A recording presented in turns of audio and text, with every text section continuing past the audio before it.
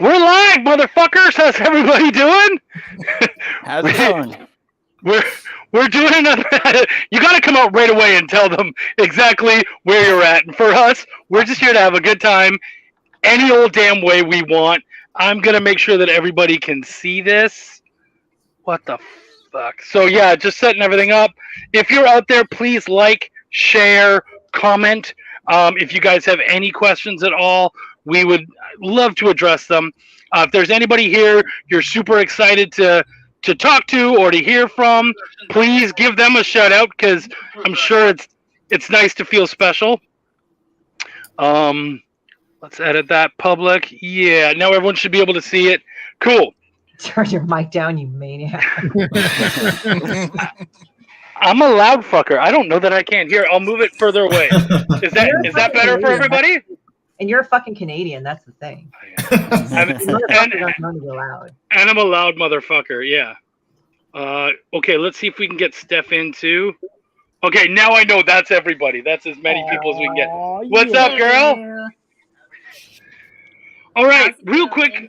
I'm good. Let's go through everybody really quick. Tell them about yourself, and then we'll go into the deep dive afterwards. Christy Shin, let's start with you, young lady. Oh my God, I'm just sharing your shit. What the hell? Okay, don't worry. We'll come back. I'm good now. Anyway, so what do you want to know? Because I say a lot of awful things sometimes, but yeah, no, that's what I want to know. I'm demon bitch of people I really fucking can't stand, and I'm coming out with a Kickstarter on the 22nd. That's what I'm pushing out. I have to update the headers, but it's like literally the last 2 years of COVID-19, me stuck in my home and hating everyone. So basically, Demon Bitch is a low-level demon from the 13th pit of hell, where people throw their shit in gum wrappers, and she wants to bring the second coming on the first thing to happen because she's stupid. She's gurgling back there.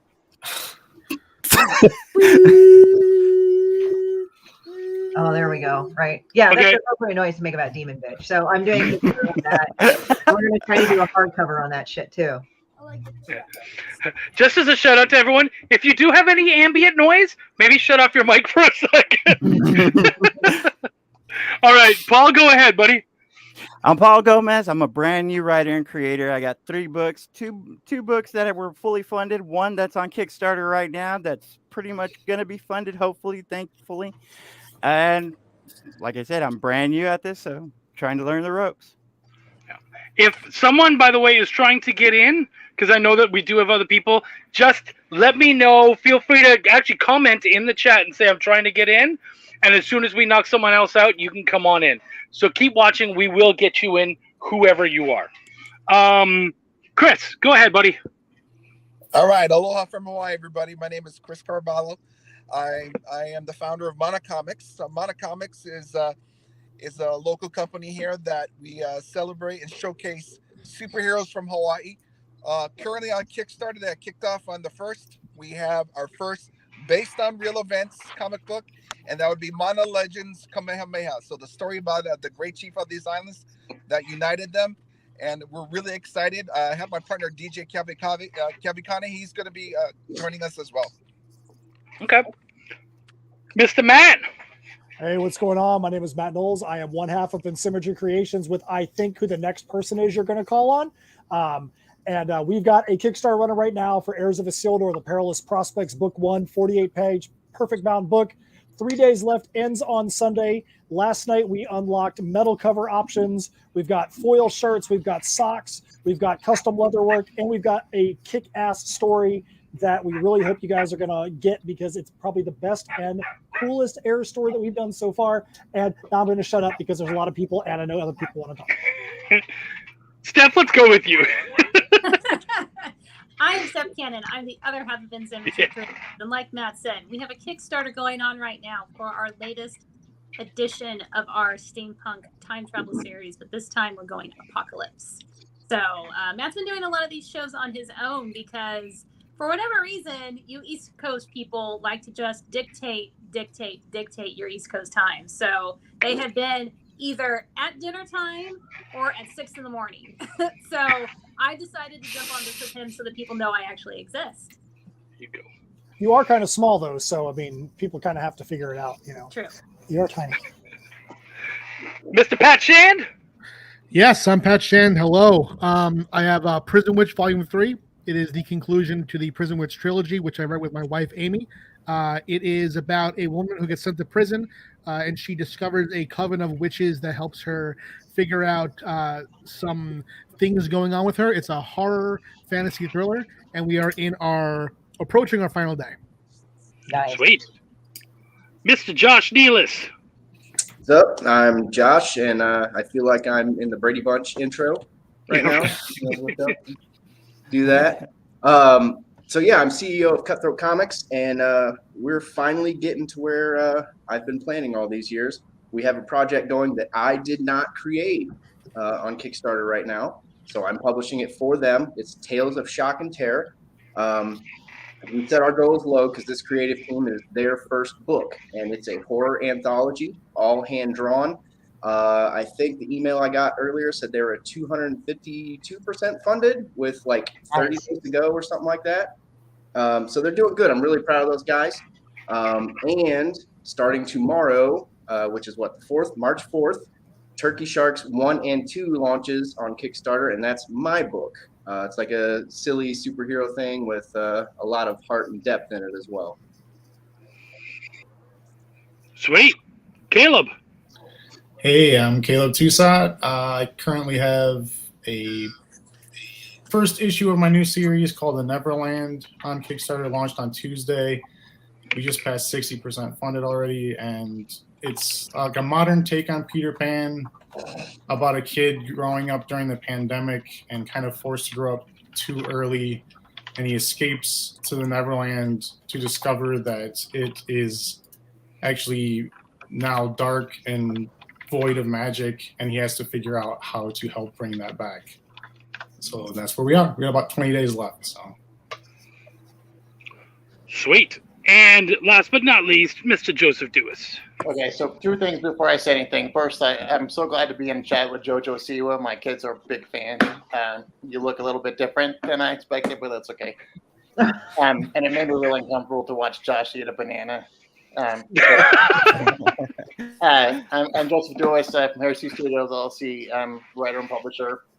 We have a comic on Kickstarter right now, Two White Tales magazine, black and white horror story collection in the tradition of creepy and eerie. We got about 12 days left. We're at 69%, so just everybody can say nice. Back to you.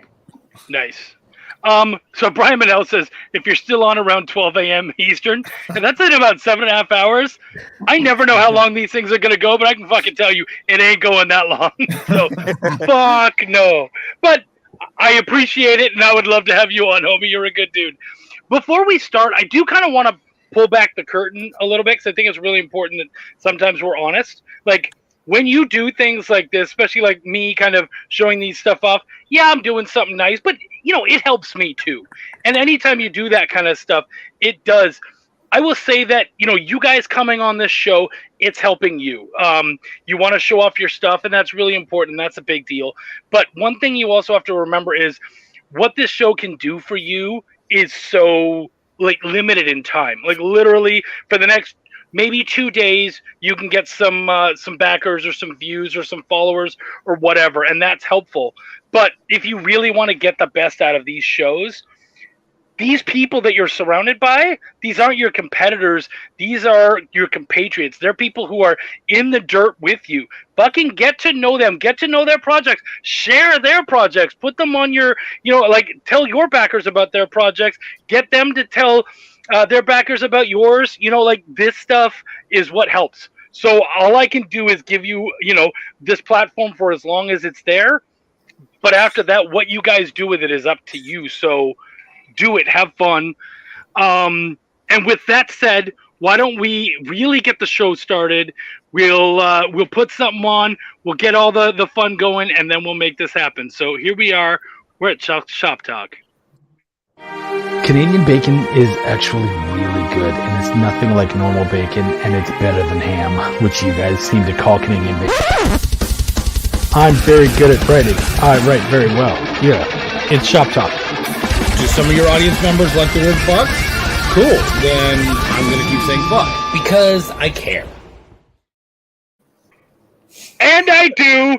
Thank you, everybody. So good to see all of you. Took us 10 minutes to get into that, but that's perfect. Why don't we start out right away, because I know they're on a time schedule. My friend, I call them the heirs, but it's In Symmetry Creations. Matt Knowles, Steph Cannon. Why don't you guys tell us what you guys have going on? Get everyone super excited about it. So, Heirs of Isildur, the Perilous Prospects, like I said, it is the continuation, but it is also designed to be a standalone story for the Heirs of Isildur universe that we have. The reason why we say it's both is if you've been following the story and you've seen the Crossroads Conundrum and you've seen Nightmare Scenario, you're like, hey man, there's a lot of cliffhangers that you better answer, you guys. And we made sure that those things are answered or they're built upon. Those two stories end with an apocalyptic event that really is going to change everything around them. And we start off the Perilous Prospects with that apocalyptic event, but we see it from the perspective of a bunch of different characters, not just the characters you've come to know and want to see how things go out with them. But this project is almost done. When we say almost done, it is 3 days before it ends. It ends 9:00 on Sunday, but it's almost done because the 48-page book is almost finished being produced. Our artist is on the last couple of pages right now. The lettering's already done. The coloring's already done. Our Brazil team has been absolutely killing it. And we are super excited to be able to get this out there. We've got all kinds of fun stuff. Look at this, Chuck. I know you love cool shirts. Who doesn't want a foil shirt? Who doesn't want that? You cannot go cut the grass with this. You do not want to go and spill motor oil on it, but it's a foil shirt. So it's going to be the classiest t-shirt that you can ever have. It's going to literally go to #1 as the most classy thing in your entire repertoire. That would be my Trippin' Balls shirt, I believe. Pretty much. Yeah, pretty much. And you can make cocaine off of it. I'll tell you this: you guys can figure that out. I will not figure that one out. But we just last night crossed 7,000, which is we unlocked being able to have metal covers.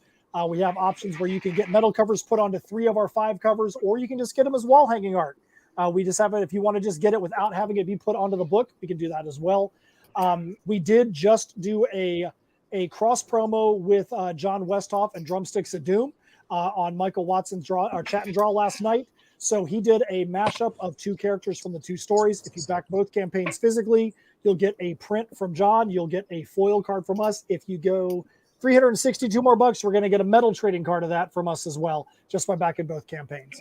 So I know I've talked a ton, but we'll go from there. So before, and actually, Steph, I might just get you to do this because you're the one who Matt came in and did this on his own when he started it out. And then Steph came in and went, cool, I really like what you're doing. Let me kind of help you sort of mold this. And you guys became this really amazing team where you guys were able to really kind of streamline. Is that a fair statement? That's an exact statement, actually. Okay. that is perfect. Yes. Good. So I'm going to ask you then, because Matt is out there. Matt is an amazing salesman, and he's selling that book. But I know that series very well. In that series, you guys have like more than 15 books. If you throw in Tales from Nocturnia and stuff too, which I do. Yep. So because of that, why don't we try to get those people who have maybe never read, never checked it out? Why don't we talk real quick about the basics of what it is and what they should expect from Heirs of Isildur? So one of the things that really drew me to Heirs when I first met Matt, he was around issue 4 or so with the first story arc, Crossroads Conundrum. And when I read it, I thought, okay, this is an interesting format. It's definitely not comic form, but it feels like it wants to be comic form when it grows up. But what I liked about it was a different story. It was steampunk. I hadn't read a lot of steampunk fiction before. I liked that there was a music component to it that I had never seen before. I've seen people write comics where they have said, oh, here's a soundtrack that you can listen to of songs that other people have done that fit well with my story. These were songs that he actually produced, wrote, performed, and they were all about the characters. So you would be reading the story and it would say, to learn more about this character, go to this YouTube video and see the video for it. And I thought, that's really cool. I don't know anybody in comics that's doing that, exactly that.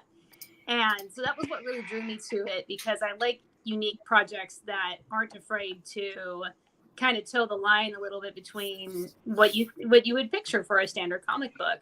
So that's what got me involved in the series to begin with. I started off as a fan, but Matt and I met. We knew that we had a lot of the same ideals, a lot of the same goals that we wanted to do, and at the same time, we were in the same spot where we were dealing with some struggles with the industry and just finding the right team.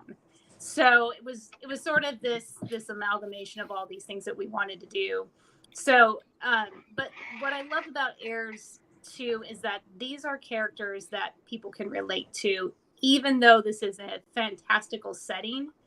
They're all people who came from a point in their lives where they felt lost, they felt misunderstood.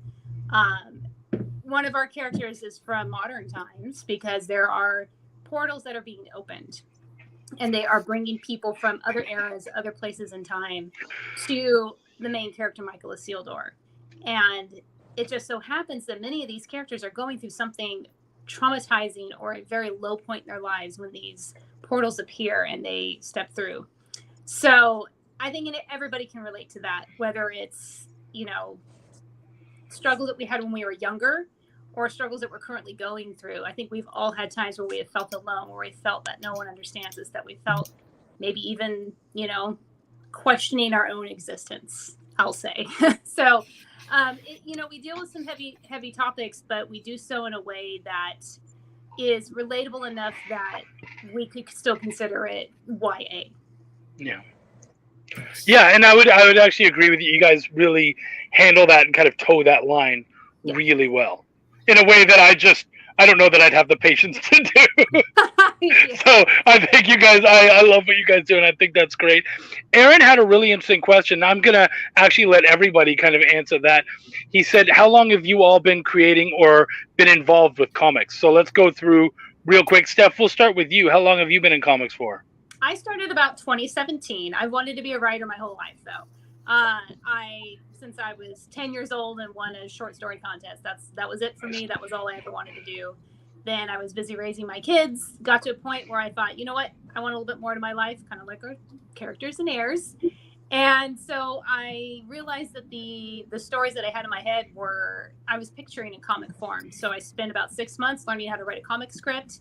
Wrote a whole bunch of comic scripts that you can find online, and wrote a one-page comic that was a finalist in an online competition, and the rest is history. So yeah, I've been doing it since 2017. Okay, Pat? Oh, wait, we can't hear you. You're muted, homie. How about now? There you go. You're good. No, Yeah, can't hear you, Pat. Just Since kidding. since 2011, is when I went into comics. I've been writing my whole life as well. I was working mostly in theater and film before, producing short films and doing some off Broadway in the city. Comics kind of drew me in. I started to read some Brian K. Vaughan action. I started to see some of my favorite TV shows were, coming to life in comics. So that drew me in as a reader. And then shortly after, I started to pitch and work freelance. And so 11 years now. Wow. Okay, next. Josh? Oh, we're going this way, huh? Technically since like 6th grade, sort of. I wrote 2 comics when I was like a kid, Stingray, which I do now, and it's more violence and curse words now. And then I wrote like this little Hillbilly Olympics comic when I was in like 6th grade too, which is actually pretty funny. But technically, 2015, I started my first novel, and then I started my first comic after that. So, 7 years basically. Sweet. Okay. And next?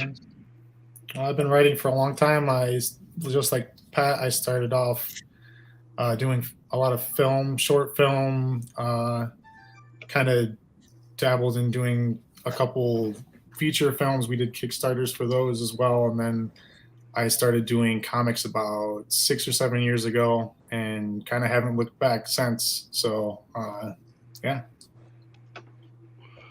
All right. Next.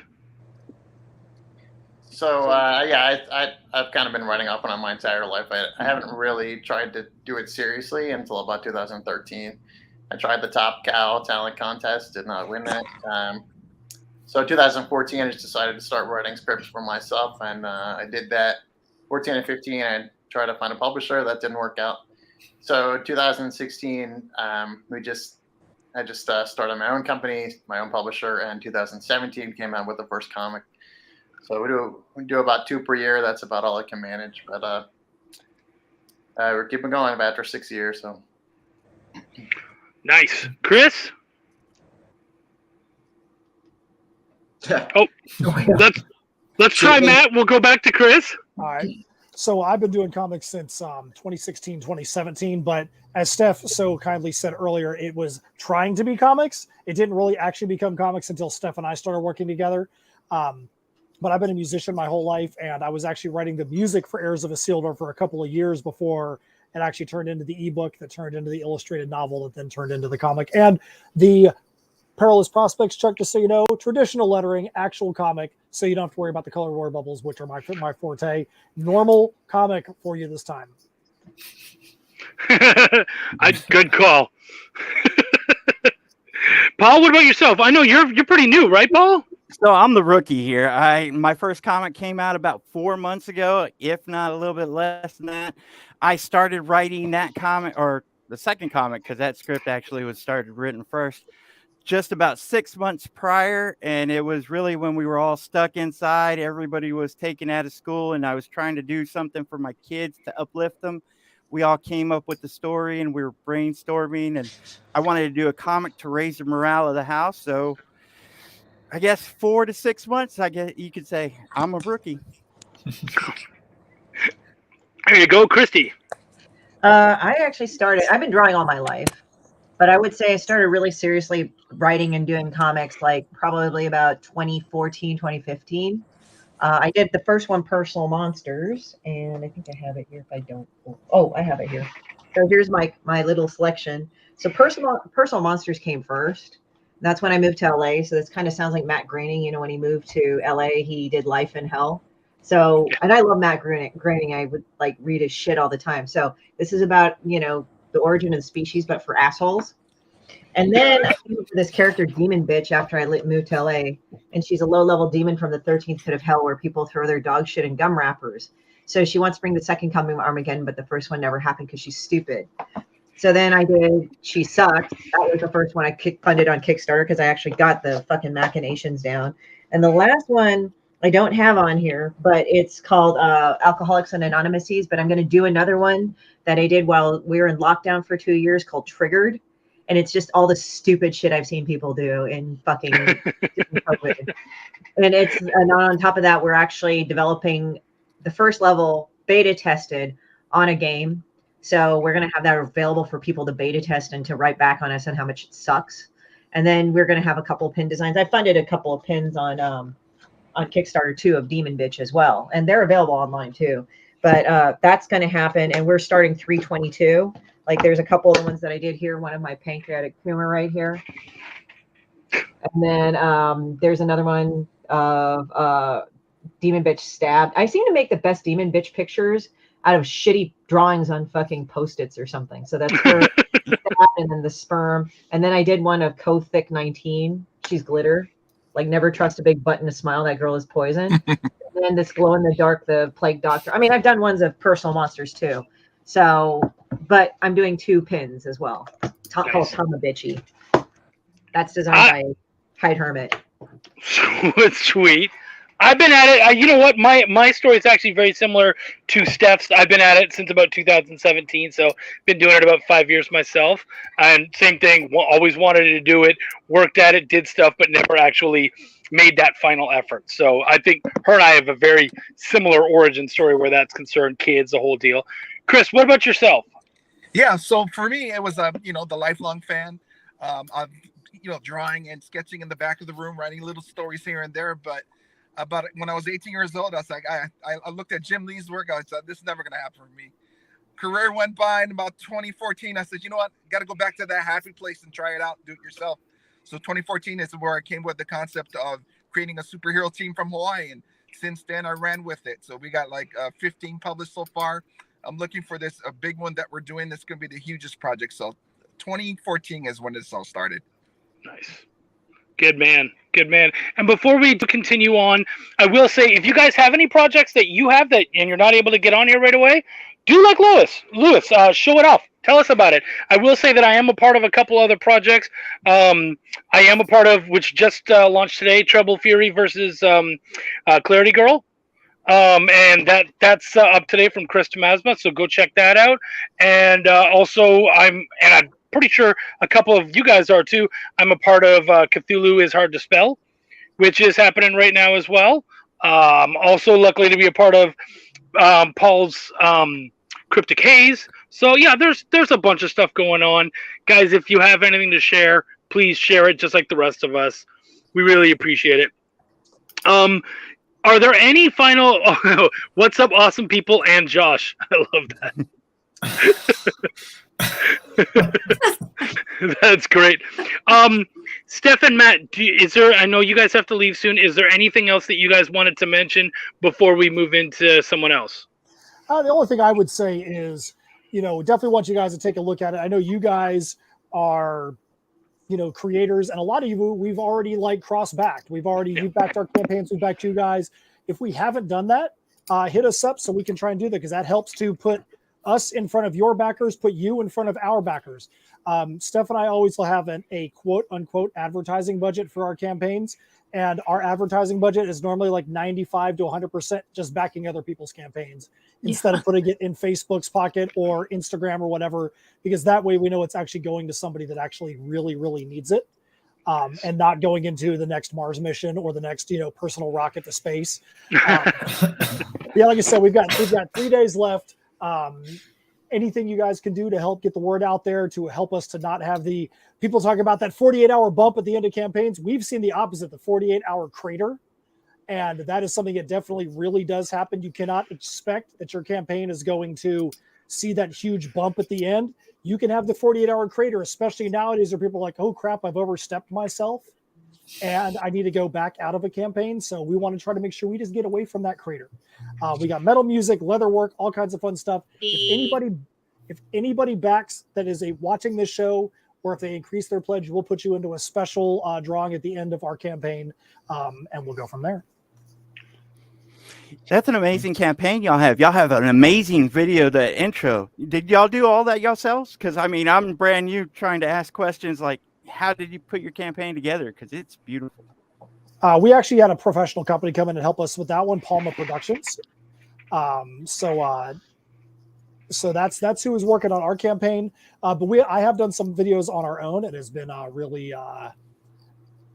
it was fun doing those things. Just didn't have the time to continue doing it. Yeah. So we actually brought them in. If you want to get them involved in your campaign, we'll get you hooked up as well. Is Steph talking to us or to someone else? I can't tell because I think she's muted. She's muted. Okay. I don't know if she's talking to. It's just funny. She was going and I was like, she's looking at us while she's talking. If you are talking, Steph, no one can hear you. Okay. Oh, she's not. Okay. All right. That's fair. Oh, okay. Yeah. Okay. Because we were like, we can't hear you. So, although that would be weird because why are you guys talking at the same time? So there you go. But I think though with Steph, it is more, show don't tell, and just seeing Steph on the screen, that should make you want to back. I have to run my mouth to convince you. Steph should make you want to back just because you see her face. That's fair. That's a fair statement. All right. Well, thank you guys. I really appreciate you guys coming on, and I'm really excited. I don't think I've backed yet, but I knew that I was going to. So yeah, I'll be there. All right, sounds good. Hey, appreciate it. I'll jump off so that way somebody else can. I got to get to my daughter's high school soccer banquet and go be on the mic there. So I'll catch you guys later. If you're still around in a couple hours, I might jump back on. You never know. Kill it, brother. Enjoy. All right, see you. Oh, Pops is going to share this too, because that's nice. Yeah, he said, "Why don't you link me?" I send it to him in Messenger. So. Oh, good. Well, tell him we appreciate that. Thank you. Yeah. Have you seen their campaign? It looks amazing. I always check out new ones. I'm trying to get ideas, and theirs was beautiful. They always do impressive campaigns, Yeah. Matt and Steph. Yeah, they do. They have a whole thing going on. Like with me, it's like I kind of mark it and I'm being kind of shitty and dumb, but they like it. So people love it. I like yours I too. look at- I mean, Thank you. Oh yeah. You know, I've seen it a while. I just saw theirs like 2 days ago, and I was super impressed. I was like, man, I'm gonna try to do stuff similar to this soon. you know what I did for my Kickstarter video this time? I made a TikTok video and then deleted it from TikTok and then put it on my Kickstarter. That's a good fun. idea. Yeah. That's fun. By And the actually, way- here is one that I forgot to mention. Thank you for reminding me. My boy Braden Cox, he's stuck in the hospital right now, and he's actually had to hold his Kickstarter off. But it would mean the world to me because I love this guy, and I know that he's working so hard. I think right now he's got like 11 or 12 followers. If we could get that up to 20 today, if everyone could just go to that, click on it, and follow it. It's a really, really exciting, interesting book about a little boy who deals with abuse, and he ends up finding this imaginary friend who's not so imaginary and is quite vengeful and not happy that anyone's hurting his little buddy. So I think it's a beautiful story. I haven't been able to read it all yet, but Braden and I have talked about it extensively, and I've worked with the guy. We're friends. Like, he's just a great dude. So if you guys could check that out, that would mean the world to me. And get better, buddy. Yeah. He should be out soon, hopefully. But yeah, don't believe it, Chuck. Braden Cox is just trying to stall. If he is, it's a good con. If he is, like, good for him. Josh, you had said you only had so much time, so why don't we go to yours next? Sure. Yeah, I'll go next. So yeah, just like I said in the beginning of the little whole episode thing here, Cutthroat Comics has one going now, and another one starts tomorrow. The one we have going currently that you can go back today is Tales of Shock and Terror. It's done by the folks over at Tales of the Podcast. I met the host JB a couple years ago at a con, and we hit it off. I've been on that show a bunch of times, and he's introduced me to other podcasters, and also just from knowing this one dude and being on his show, I've done dozens of podcasts now. So that's something, if you're watching and you're new to the game, like, you need to network, and don't be afraid to ask people, like, hey, can I come on your show? I mean, if they say no, then be like, yeah, whatever, and delete them and block them. But they might say I yes. just had a banana trick. That would work. Yep. That's my go-to move. It's on my Tinder profile like that. But yeah, Tales and Shock and Terror. It's a cool horror anthology. It's very bloody. It's got some twists to it. The art is done by Drew Moreland, and she drew all of it by hand. I mean, it's very cool. It's very gritty. It's got a cool feel to it. It's not a clean-cut comic book. There's Justin now. That's the creator. But yeah, it's different. It's not, a lot of comics these days are very, and my personal ones I think are very crisp. They're very clean. They're very organized, and this is not that. And I think it's really cool. It goes with the book. We got 4 covers, 3 of which are basically Kickstarter exclusives.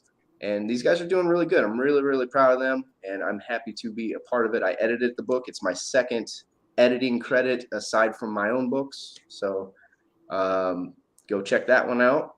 And I put the link over here in this chat that most people can't see, but I can drop it in the comments later. I got you. So that works too. I appreciate it.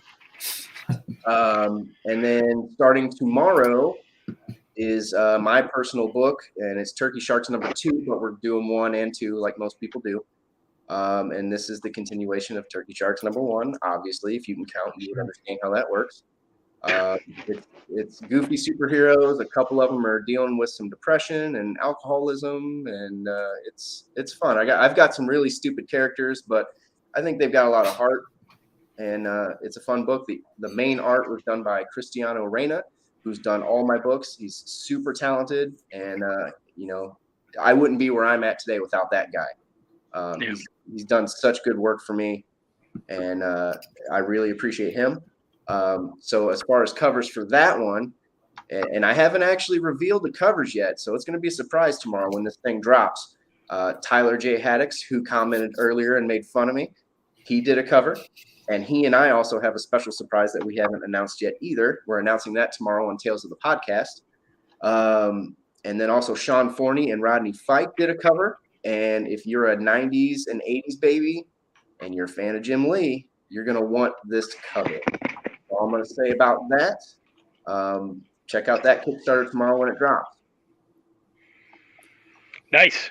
Now, because I know that you're a novelist as well, and there's a couple of us, I know Pat, myself, has anyone else written a novel?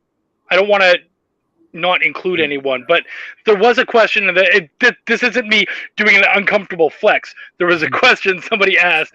They said, what would you say is harder to write, a comic or a novel? So yeah, that's a novel, and novels are. I mean, it's so much bigger. It's a lot more work for a writer. A comic, I could knock out. Like if I really wanted to knock out a comic issue, I could do it in a day if I really wanted to. But I like to do it a little slower so I can add better jokes and revise it and all that kind of stuff.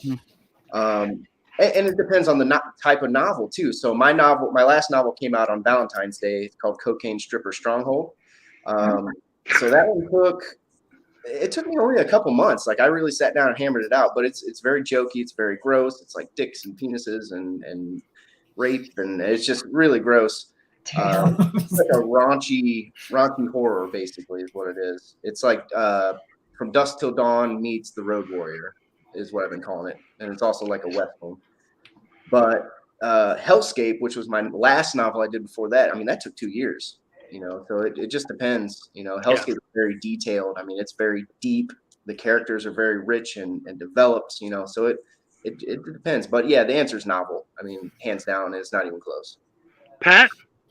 Yeah, I'd agree. I think that because I've been doing these prose sections as bonus stories in my graphic novels, so it's been interesting. A major challenge is to kind of do both with the same story and find that mode. But as far as just doing a novel, like I've done a bunch of for hire novels the past few years. Getting a note on a comic from an editor, pretty easy to change. Getting a note on a novel like, oh, this character actually we have no clearance for. We thought we did, we don't. That is a long bit of work. So that is definitely impactful there. The only thing that comics is harder with is with comics, you tend to deal with more, dynamic personalities, where when you're, hiring out so many different creative roles, there's a chance that it might not work out and you might discover something a bit deep into the process. Whereas a novel, it's just you and whoever hired you. So that's the one area where comics is more difficult. As far as the process, generally novels for sure. Yeah. Have you ever changed a character's name in a novel once it's like almost done, and then you have to go back and change the name and every time it's mentioned? Like that sucks. Oh, huge pain in the ass. I can tell this story too. I wrote this Thor novel for Marvel, and I really wanted to use the tracksuit guys from Hawkeye, and this was before the show. And we were cleared to use them in the outline. So I wrote a full novel with the tracksuit guys. And on draft 2, the note came in that they can't be there, but they want those same scenes with a different character. So I had to replace every tracksuit Dracula with a different character, and every line of dialogue had to shift to match that other character's voice while keeping the point of the scene the exact same. So crazy hard. Yeah. That's really frustrating. Yeah, no, I agree with both of these guys. For me, it's the same thing. I think a novel, the hardest part, of course, is that it's an awful lot more work. Like there's a lot more to it. But I think the other thing that people forget is most of the work you do in writing a comic is only for an audience of 5 people. It's like the art team and the editor. They're the only ones who are going to read that shit. So, like, often I won't even, like, as an editor, I'm not worried about proofing, your descriptions and stuff. There's no point, unless we don't know what the fuck you're talking about. Then I might be like, hey, man, sorry, what are you saying here? I don't think your writer's going to, your artist is going to get this. But for the most part, I tend to leave that alone and really focus, obviously, on The dialogue is the stuff that you kind of have to rework and play with a lot. And even then, again, when you get the art, you're often going to see that has to change. But like they both said, those are kind of much more easier fixes. So yeah. Yeah, that's a great point, that the artist is the only one who really reads that script. That actually is a telltale sign of an editor who's kind of looking to pick when they try to edit your words in the actual panel descriptions. When I see that, I'm like, hey, dude, why? No one knows that shit, So yeah, that is definitely a major thing, is that the script can be a letter to the artist, and as you develop these relationships, they can get more and more casual, whereas, a novel, you're alone. Yeah. So I started one of my scripts as a book, and I got to like 100 pages. Me with my dyslexia, I really was having such a hard time. I was introducing comics to my kids, and I was like, why not make it a comic? And so I had to switch gears and learn how to script write. So all that information that goes into a book as opposed to a comic script was so drastically different. Yeah. No, and I love what you said there, Pat. Yeah, it's just, that's definitely a red flag. If an editor is already telling you, maybe you shouldn't say it like that, you're like, no, man, I'm having a conversation with my artist. Right. You're not necessarily involved in that part of it. Like, as long as you're happy with the general idea of what I'm saying, how I say it doesn't fucking matter. 100%. So yeah. And if you're working with an artist that you're familiar with, sometimes you have a shorthand with them too. So it's like the editor's not really going to be able to grasp that. If because I worked with Marcelo, who's working on Neverland a couple of times, and now I just sometimes I'll just give him like a generic thing for the page and be like, well, here's the dialogue, but this is what needs to happen. And it's like, that might not be something I don't need you to go in and be like, well, there needs to be more here. Well, Marcelo won't need that. Like, he's not going to need that. So and when you get that shorthand, like, just love it, because that there's so much work that goes into being able to have that with someone. And so finally, and I know Joseph has worked with a similar artist, and I believe he's on the book that Joseph's going to be talking about soon. But Greg Warrenchak is someone that I've worked with a lot, and so just being able to say to him, dude, horror, fucking have fun, make this a gruesome, disgusting scene, and he'll do shit that I never would have written. And I'm like, great, I get to be surprised. My readers get to be surprised because they're like, Chuck wrote this? Nah. That's the best. Yeah. And he got to play and do his thing. And I think it's important for us to inspire the artists and not necessarily put on the fucking show cool. Yeah. Yeah, for me, I do the writing and the drawing, so I just get to be as demented as shit as possible. Ain't nobody holding you back. I really wish I could do both. That'd be awesome. What? I said I'm jealous of that. I really wish I could do both. I mean, I would enjoy that. Unfortunately, this is weird. It's like I came from primarily like an artist position. Not that writers aren't artists. I mean, I know you guys know. I mean, it's art, but it's a different way. But it's like when I actually wrote Sepulcher. This is the first one right here. I'll just yank it right here. But right here, Sepulcher, right there. That's the price on it. But anyway, Sepulcher right here. This was a book that I just pretty much storyboarded the whole day. And then now, number 2, I actually had to sit down and write. I'm like, oh shit.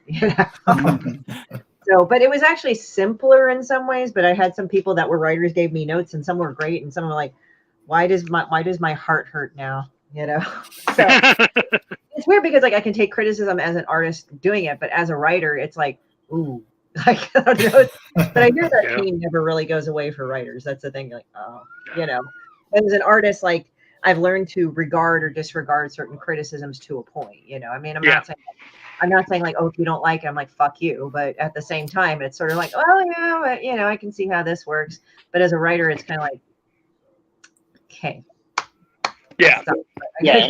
I definitely I've worked with Greg so many times, like, I don't put a lot of effort into the panel descriptions, and because he he knows what to do and he likes to do it. I think the only time I really for this comic that we have now, he did one of the stories in it, and it's 22 pages. And I think for the only real change that I asked for him was I had a flashback there to the Northern Peyote legend of Coyote turning New Uzoho, the giant, to stone, and so he kind of drew them the same size, and I'm like, you got to make him look like he's a coyote size, and the other guy's a giant, so he's going to be like 15 feet tall. So all he had to do was shrink the coyote, and that was like literally the only thing in the 22 pages.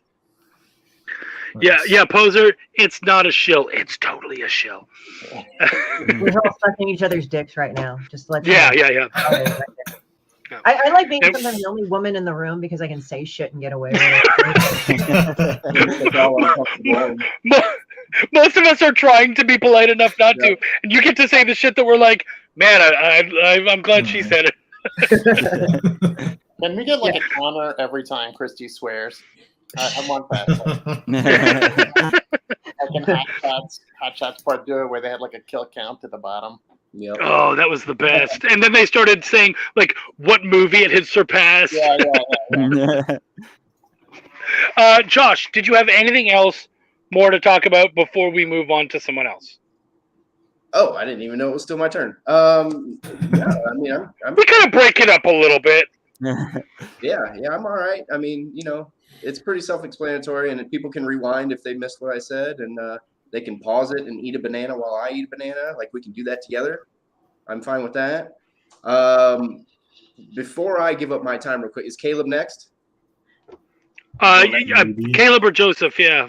Okay. I do want to say, Caleb, I'm very jealous of your project. I'm going to check it out. I've been trying literally for years to come up with an idea for like a Peter Pan thing. And when I saw yours, I was like, oh, somebody did it before me. So good man. And it's funny because I've been working on a bunch of other stuff. And then in the middle of the pandemic, I came up with that idea and it just like took over everything. Like I was like, I couldn't even think about the other projects. I just wanted to write the 5 issues of this. So that's actually a perfect segue to go over to Caleb. But before we do, real quick, my good buddy, Comic Book Poser, he says if anyone wants to shill on Thursday nights, Chuck knows how to get a hold of me. He has an amazing YouTube channel, does really good stuff.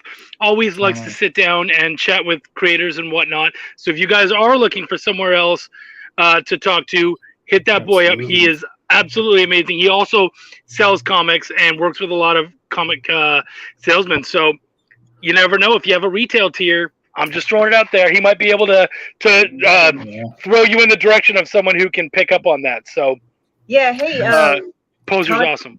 Comic Book Poser, I'd really like to go connect with you because I also some big news, and it's not quite Kickstarters, but I just got elected to be the president of CAPS, Comic Art Professional Society in LA, and one of their founding members is Sergio Aragonés. And hey, I'd like to talk and connect if you'd like to do that, at least on that level, because I am trying to get all the art and the comic art people and sequential art and the writers that are in that group to we have our own little network of people that we can go to. Nice. Yeah, if you need, I can definitely hook you up. He's an awesome dude. Please, definitely. That's awesome.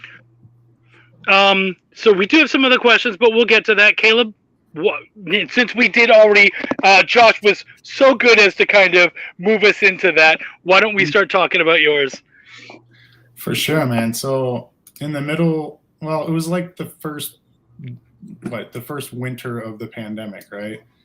My son became obsessed with the Jake and the Neverland Pirates Disney show. And so I was subjected to nonstop Peter Pan stories. And I was like, oh, I want to read him the original Peter Pan and see what he thinks about it. I mean, he was like 3 at the time, right? So it was hard to hold his attention, but he was still held his attention. And I found how deep and dark that book was. And I was like, man, there's something here between this and the pandemic. Like I kept seeing like my son and other people's kids kind of being forced to grow up too young in the middle of all this. And I was like, well, I'm going to write a story about a kid during a pandemic who escapes the pandemic. Basically, when his mother gets sick, he's like depressed, and he escapes to Neverland one night.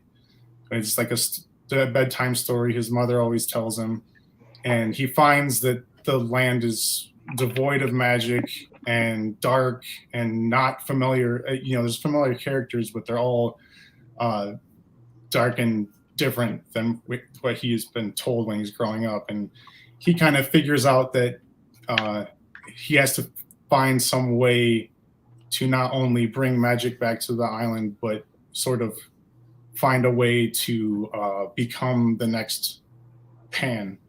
So that's basically the story. We start issue 1 is, you can go check on the Kickstarter. There's a 10-page preview on there that kind of gives you the introduction of Percy, who's the main character, and what he's going through with the pandemic. And then one night he goes to sleep and wakes up on a flying ship that's captained by this familiar face that has the face of his father, but is a dark Hook figure. And I'm really excited about what this series is going to turn into. It's 5 issues. It's thanks. We're going to try to do at least 2 issues this year, maybe 3, depending on how well the Kickstarters go. But everything's written. It's just a matter of getting the money together to make the art. And so between running Kickstarters, and I'm doing a crap ton of shows and stuff over the next few months. Just this month alone, I have like 3 conventions I'm trying to promote the Kickstarter at. So I was inspired by the original book, and I kind of wrote this as like a standalone sequel to the Jambarri novel, but like kind of with inspiration from the Neverending Story and the movie Hook and a lot of other fantasy and stuff that I loved watching when I was a kid. So like 80s fantasy movies like Legend and Labyrinth, and just things that I loved all kinds of movies when I was a kid, but those were the ones I would constantly watch over and over again. And then as you get older, you realize there's a lot more subtext and depth to some of these stories than you ever really grasped when you were a kid. And I was like, man, I want to write a story like that for my son so that he reads this and he's like, dude, this is a really fun Peter Pan story, and like seeing the new Peter Pan get made. But it's also really deep, and it shows you like this idea that people are like grasping onto a past that's no longer there because of the pandemic.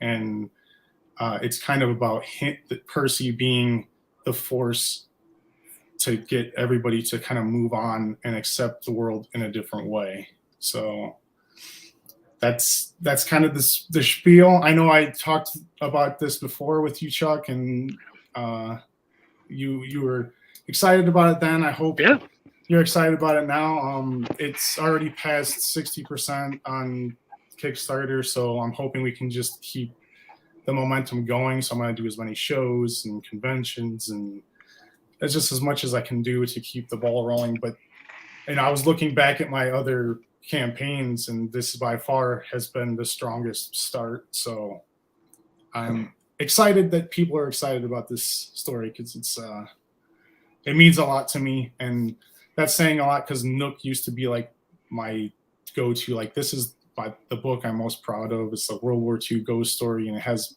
pieces of my family history in it. And that got picked up by SourcePoint this year, but I'm excited that that's getting out. But at the same time, hopefully that helps bring a bigger audience to this series when we launch issue 2 later this year too, because we'll have the 3 issues of Nook out by the time probably that I launch the 2nd issue of this. So well, and that's what it's all about, right? Is trying to evolve to the point where your favorite is always changing. You're like, oh man, this is the one I'm most proud of. That's the one, and you want to keep, so good for you, man. That's awesome. That's great too. That reminds me of Madeline. So Madeline Holly Rosing, she's a friend of mine. but she's been she's really cool. She does Boston Metaphysical. She's like, Oh yeah. I learned everything about Kickstarter from her, man. Oh, dude. Oh, she's She's awesome. a force. Yeah, she's a machine. She's good at it. Now she's expanding to other things, but yeah. So she's on SourcePoint too. But yeah, that's really cool, man. Congratulations. That's awesome. Thanks. Did you have anything else, Caleb, before we move on to? I want to share one other thing. Matt with his Heirs of Istur, the first book that we went over, right? He's on Scout, and Pat, you just got a book on Scout, right? You just announced that earlier today.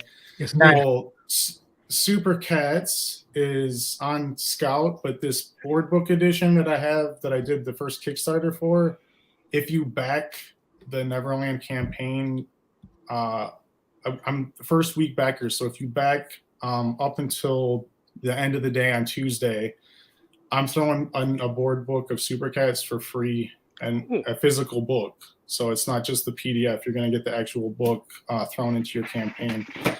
Because I have a bunch of them, and I just want them to get out. And you can share. If you have kids, that's great. But if you don't, share it with nieces and nephews, or just love it, because Angela Odling's art is amazing, as Pat will tell you, and Chuck will tell you. But she'll be actually doing a cool sticker design of our Tinkerbell for the campaign too. So, but so if you want a free book, just back before Tuesday, and you'll get that thrown in there. And as another Scout alum myself, if Scout likes it, it's got to be good, guys. So yeah, go check it out. Well, I mean, it's like there's Charlie Stickney, and he started out with White Ash. He's another really good Kickstarter. He's really cool too. I know. I mean, Pat, didn't you kind of go on the record and say one of the big reasons why you were excited and wanting to work with them was because you love Charlie Stickney, and we're just excited to be a part of that? Yeah, Charlie is the shit, dude. Yeah, he, you know, I got White Ash from Kickstarter, and I was, you know, I think as most people who backed that Kickstarter would say, it's impressive in every way. Just the presentation, there's elements of the town in the actual presentation on the package, on the book itself, on stickers. He did funeral cards at one point. He knows how to give a book the special treatment. And if someone who is that clever is going to be, you know, he's the publisher of Scout, for that person with that kind of a vision to shepherd these books, I think Scout is lucky to have him. And if they back books like that too, then it says good things about our books. You know, it's it's cool. It's cool. All right, Josh, you had said that you need to bounce soon. Do you want to kind of give a quick shout outs before you bolt? Yeah, I mean, first off, thanks for having me. I appreciate it, man. It's always good to chit chat. To everybody here, good luck. I hope everything goes well for you guys. I'll come back and watch at least the rest of who's here. That way I know what's up. Nice. But yeah, I mean, check out Tales of Shock and Terror on Kickstarter right now. Turkey Sharks 1 and 2 launches tomorrow. I would love to get that thing funded in a day. That's my goal. Last time we did it in 2 days. I want to get it in 1. But yeah, Caleb, are you at Fantasticon in a couple weeks? I sure am. I was gonna say I'll probably see you like everywhere. So yeah, I've run into this dude a bunch of times. So yeah. But yeah, you guys have a great night, man. Thanks for having me. Nice to meet some of you officially, and we'll talk soon. Cool, man. Take care, bud. See you guys. Comic Book Poser, I like that he said SourcePoint might be the best indie at picking up new titles via Kickstarter, whereas Scout is good at extending their IP through projects. That's an interesting way to look at it, actually. I hadn't really quite considered it. I like that both of those companies feel like they're companies that those of us who work hard and do well at Kickstarter, we can kind of start to break, and we can feel like we're breaking by hitting SourcePoint and Scout. Definitely. So, yeah, that's cool. And, yeah, he's right. White Ash is so good. My dumbass bought the extra large and legendary issue with no way to store it. Charlie actually said that, like, for his artist and colorist work really well together. So that's why the art's as good. And not that I'm detracting from the artist himself, but it's like how they get either colorist and all that, they just pop together. That's what he said. That just makes that exceptional for him. No, and that teamwork's so important. So when it does work, like that's just fantastic. So yeah. Caleb, did you have anything else to talk about as far as Neverland's concerned before we move on to my dude Joseph? I don't think so. I think we went over pretty well. But okay. Yeah. All right, awesome. Joseph, one of my favorite stories I love to talk about Joseph because Joseph is not well known enough. He has a very high stress job. He works a lot, and he has 2 young kids, so he's not able to go out and do what I do, where I'm able to be on these shows. And so, if I'm ever trying to sell people on my dude Joseph, I like to say that when it comes to historical fiction, especially adding history into his books, no one does it like Joseph, and I've always respected and loved that about him from the very first thing I read from him by Bless the Children, which is an absolutely amazing tale. It's done in the style of a 1896 cover or a comic, or 1870s or something. Yeah, 1842. Yeah. Okay, yeah, sorry, yeah. So an 1800s comic, and it's done in that exact style and lettered and everything. I thought that was just brilliant. And then we worked together on Dracula, and what was great is we were talking through some certain stuff, and at one point I was like, this is really cool, but what if story-wise you did this? And he said, that would be cool, but that didn't happen. And I was like, oh, okay, cool, like that.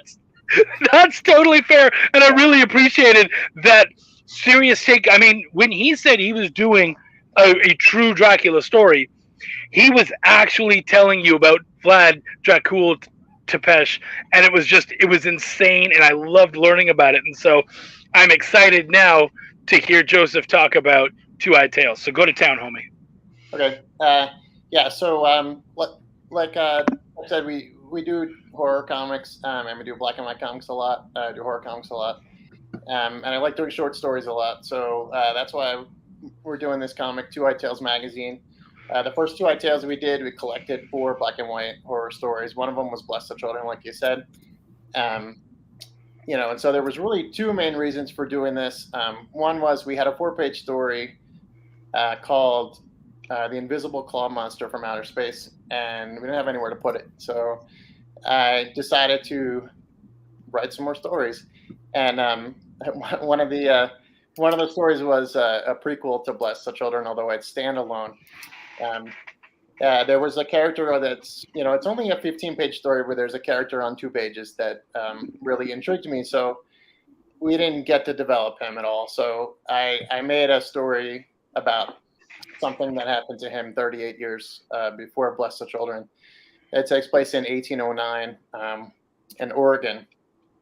And the character's a northern peyote, and we see him as a merchant in, like a traveling merchant in Bless the Children. So he mentions that he was no longer with his tribe, and so I wanted to write a story about what happened and why that was the case. So this story is completely separate narratively. It really has nothing to do with the other one, other than there's one character and it's the same. I've been reading a lot of Native American mythology, and I decided to take a bunch of northern peyote stories and just kind of take pieces from them and use them as inspiration. So it takes place right before a permanent white settlement in the area, so all the characters are indigenous. It is based mostly on a yeah, I saw that. I was like laughing too. I thought that was cool. Yeah, it's based mostly on the legend of New Wuzoho, the cannibal giant.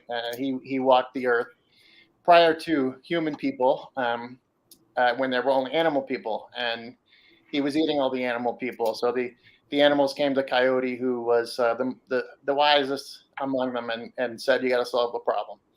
So in one version of the story, he actually turns them to stone. And there's a rock in Oregon that we mostly is referred to as Smith Rock. but the natives refer to it as New Wuzo's face, and it's a climbing destination for tourists. But the story kind of takes place when there's a meteorite that hits New Wuzo's face, and his cannibal essence starts leaking out, and all of the wildlife starts hungering for human flesh. And there's only one guy who knows about it, so he goes in the middle of winter to go see if he can seal the crack before New Wuzoho, the giant, escapes. And fortunately for him, his wife and his brother notice that he's gone, and they come and help him. So it's up to the three of them to kind of run this gauntlet of animals that are completely out of character to seal the crack in the rock and see if they can do it before they get eaten alive. And, so bunnies will like basically do the whole King Arthur thing and Holy Grail, you know, when they jump up and rip out your throat kind of thing. Yeah, well, you got to read the story. Yeah. You guys got that? But no, yeah, there is one point where they come across cannibalistic aphids. Oh God, there are fish. There's a bear that's not hibernating like it's supposed to be. So there's a lot of that. So it's a good story. That's how he puts his kids to sleep at night. Yeah. You know, my kids do like the Super Cats and Super Cats Halloween. Especially Super Cats Halloween. They like both of those Super Cats books, by the way.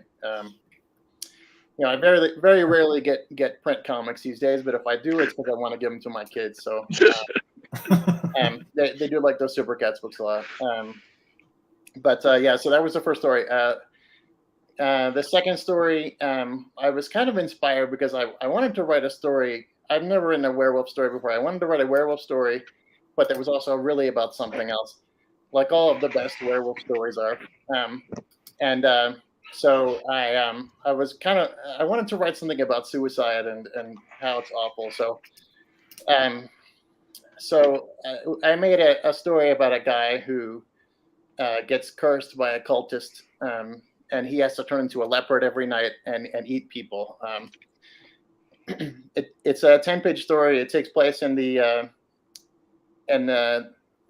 giant city of Colombo in Sri Lanka, and we start the story with him about to kill himself because he's tried to stop the curse in various ways that haven't worked. So that's pretty much the premise for that without giving too much of it away. Nice.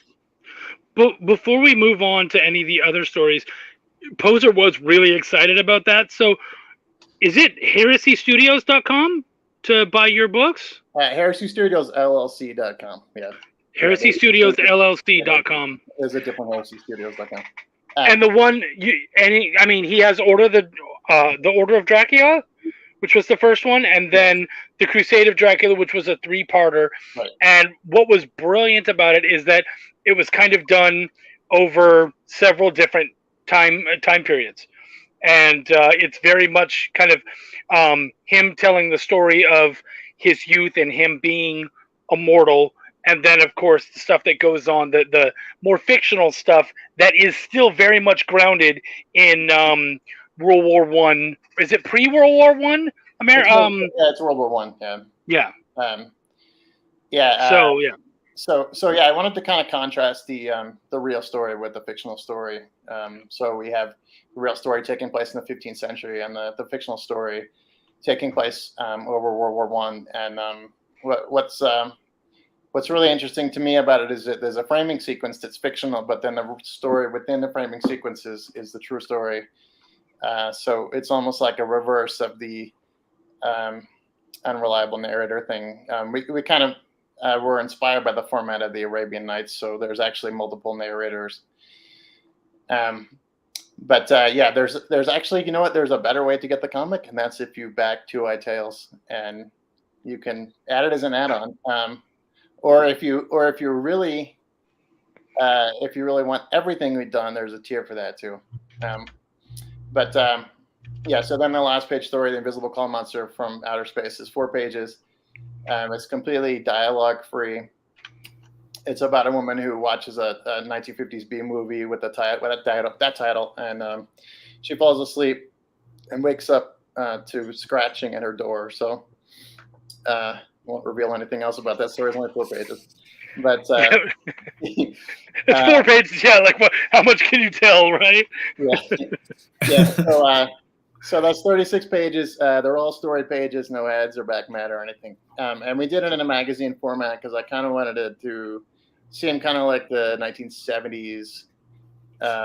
They started in the 1970s, but of course, have been going ever since the horror magazines, the horror comics magazines. Yeah.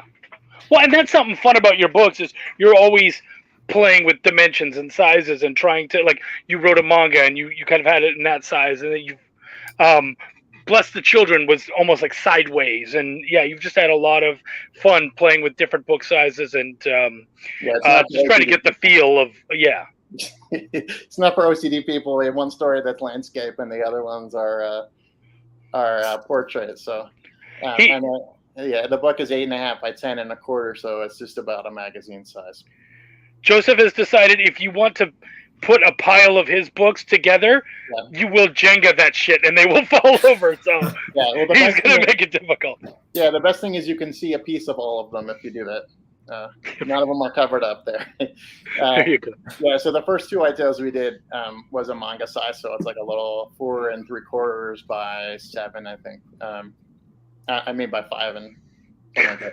But 4 3/4 by 7, I think is close. And so you can get that one too. I put a bunch of pages from that in there. That's 48 pages. We have 4 stories in there. Not a ton of people got that one, so I kind of wanted to feature the first one as well. Before it was magazine, it was 2 ITales. So between those two, you got 80 something pages of comics. Well, and you've moved forward a lot. That one came out in like 2018, didn't it? 20s. Well, so we published Bless the Children standalone in 17 and one of the other stories in 17, and then we collected it in 2019. Yeah. Okay. Cool. I know that Caleb and Joseph have to go soon. Do you guys have anything else to say before you head out? Caleb, we got anything? Just to repeat, if you want a free book, back before Tuesday for Neverland, because I have those to give, and I was originally going to do it where if we funded by Tuesday, I was going to give it to everybody, but I changed gears and I was just like, hey, if you're back for the first week, you get it. So it doesn't matter how many people back. If you back at digital, I'll shoot you the PDF too, but I want to give people a chance to grab that book, because you can get them from Scout too, the paperbacks, but the board book edition, they're not doing board books. So this is like the only way to get the fancy, if your kid spills crap on it, you can wipe it off type book. Yeah. So I mean, I gotta say, like with my books, like especially like Demon Bitch, the dirtier you get it, the more valuable it becomes. I love that. It's funny because like Joseph, it's like he's so sweet, like on video, but like online, he's just so horribly wicked. Like he's exactly the same both ways. But it's like you're so sweet, like on video. For all the sexy people, yeah. Yeah. I mean, it's trying harder to sell here, right? So you're like, I feel like I have to put on a certain air. Yeah, and actually not even in my video, so that's from the Kickstarter page, so that's cool. Although I do want you to watch it because I put the you use public domain stuff a lot, and there was a computer game I used to play back in the CGA days. That was called, like the younger people are like, don't you mean CGI? But no, like back in the CGA days of computer games, there was a computer game I played called Don't Go Alone, where you have to go into your father's, into a mansion that your grandfather disappeared in to go rescue him. It was like kind of like a backdoor to like Cthulhu mythos for like 8-year-olds. there was a song, with that really crappy PC speaker that just kind of lodged in my brain as being associated with horror, and that's in the Hall of the Mountain King from the musical Peer Gynt. So since that song is old enough to public domain, I just used it because it really makes me think about horror. And somebody else watching was like, "Oh, so you put this song in there? It makes me think it's like a fun book." I'm like, "No, that's not what I meant to do." But that's. But I absolutely love that song. Thanks. So I put that in there, and I think it sort of times well with the video. Thanks. Bring me sexy back. Oh, sweet, man. Yeah, I know, right? Where? Am I missing it? I'm including myself, by the way, people. Very much so. Man, whatever. Right. So yeah. Thank you guys so much. I really appreciate you guys coming on. I'm really excited. And as I said to everybody, if you're watching later on or whatever, please share these out. Check them out. At the very least, share them around. Another thing is, if you like it, but say maybe like the book's not for you or whatever, back it for $1. You know what I mean? Anyone who's following you on Kickstarter will then see, this person liked it enough at least to pay the $1 to pay for the ad, so to speak. It means that they appreciate this person. They want them to do well. And it does work. So yeah, man, whatever you can do to help out. I'm blessed personally to be around so many great projects and to be able to help kind of show them off and be introduced to them, because can't read them all, can't buy them all, but at least I can kind of live through them and hear about them and get them to people who can read them, buy them, enjoy them. So thank you guys for that. So yeah, guys, I appreciate you guys coming in. Thank you so much. Yeah, for sure. Thanks, Chuck, man. It's always good. And Caleb, thank you for continuing to put up people's links. That was really good of you. I appreciate that. Oh, I was actually going to say something. I created like another Facebook. Well, it started as, hey, let's make a chat thread for cross promoting comics for the next month. Well, it's kind of turning into this thing that I might just keep going. We ended up creating a group that's for cross promoting your Kickstarter, and you can go into this. Just let me know. You can get into the group, and then I will put you, if you give me your email address through the group, I'll put you on a calendar that you can put your calendar dates of when you're launching your campaign, and you can actually physically see on the calendar what other campaigns are running during yours, and then you can reach out to those creators, and you can kind of plan out a whole cross promotion plan with the calendar. If you're OCD and you want to like have it all in front of you, like I already have it where I like every couple days I have a cross promo, whether it's through a Kickstarter update or like emailing through my email list. So I'm going to have probably a good 7 or 8 cross promotions by the end, but it's kind of crazy sometimes in the chat. But the nice thing is you can get into the chat when you're running a campaign. You can always drop out and come back into it later if you want to, and then you can get in that calendar and the group and just kind of keep up to date with what's going on in the indie community that way, and like people that are at your same level or launching books that are similar to yours. Not all of it's going to work together with cross promotion, but if there's 20 people running a campaign at the same time as you're going to be able to find somebody in that group to share with and to cross promote with. So yeah. I know there's groups that have tried to do this before and that do the cross promotion, but this is specifically like you can get in this chat and it's just like sometimes it gets hectic, but a lot of times you're getting like, hey, just copy and paste this for me, and it gets to give you a quick way to do a cross promotion, or just to be like able to say, hey, I just updated something, or we're getting down to the last few minutes or last hours into this campaign. a lot of times this stuff goes under the radar on social media, and then by the time you see the post, you're like, oh, I would have helped him out, but like it's 2 hours ago that he posted that. So I'm trying to basically create something that is not only useful to me, just like you, Chuck, with the show. It's very useful for me right now, but if I can keep this built up, once you're in the calendar, you can let other people in the calendar too. Yeah. So it's like, it's not just going to be me running it. Everybody kind of can run it together, and we can build on it. And hopefully it becomes a tool that the indie community can see as something that, hey, I have a campaign coming up. I better get back in that chat, and then we can link up with people that I can cross promote with. But it's been working really well, and like most of the people that are in that group that have launched in the past couple weeks have funded. If their campaigns are like $2,000 or under, most of them have funded like within a few days of launching or within the week. So I don't know if it's that specifically that's just helping them out, but it's definitely a resource that I think is very useful to especially new creators. So there you go, guys. Good job. Thank you, man. I appreciate you doing that. Yeah, for sure. Cool. Well, thanks for coming out, bud. I appreciate you. Yeah. I'll talk to you guys later. Thank you. You know what, Christy? We've had way too many dicks and not enough chicks.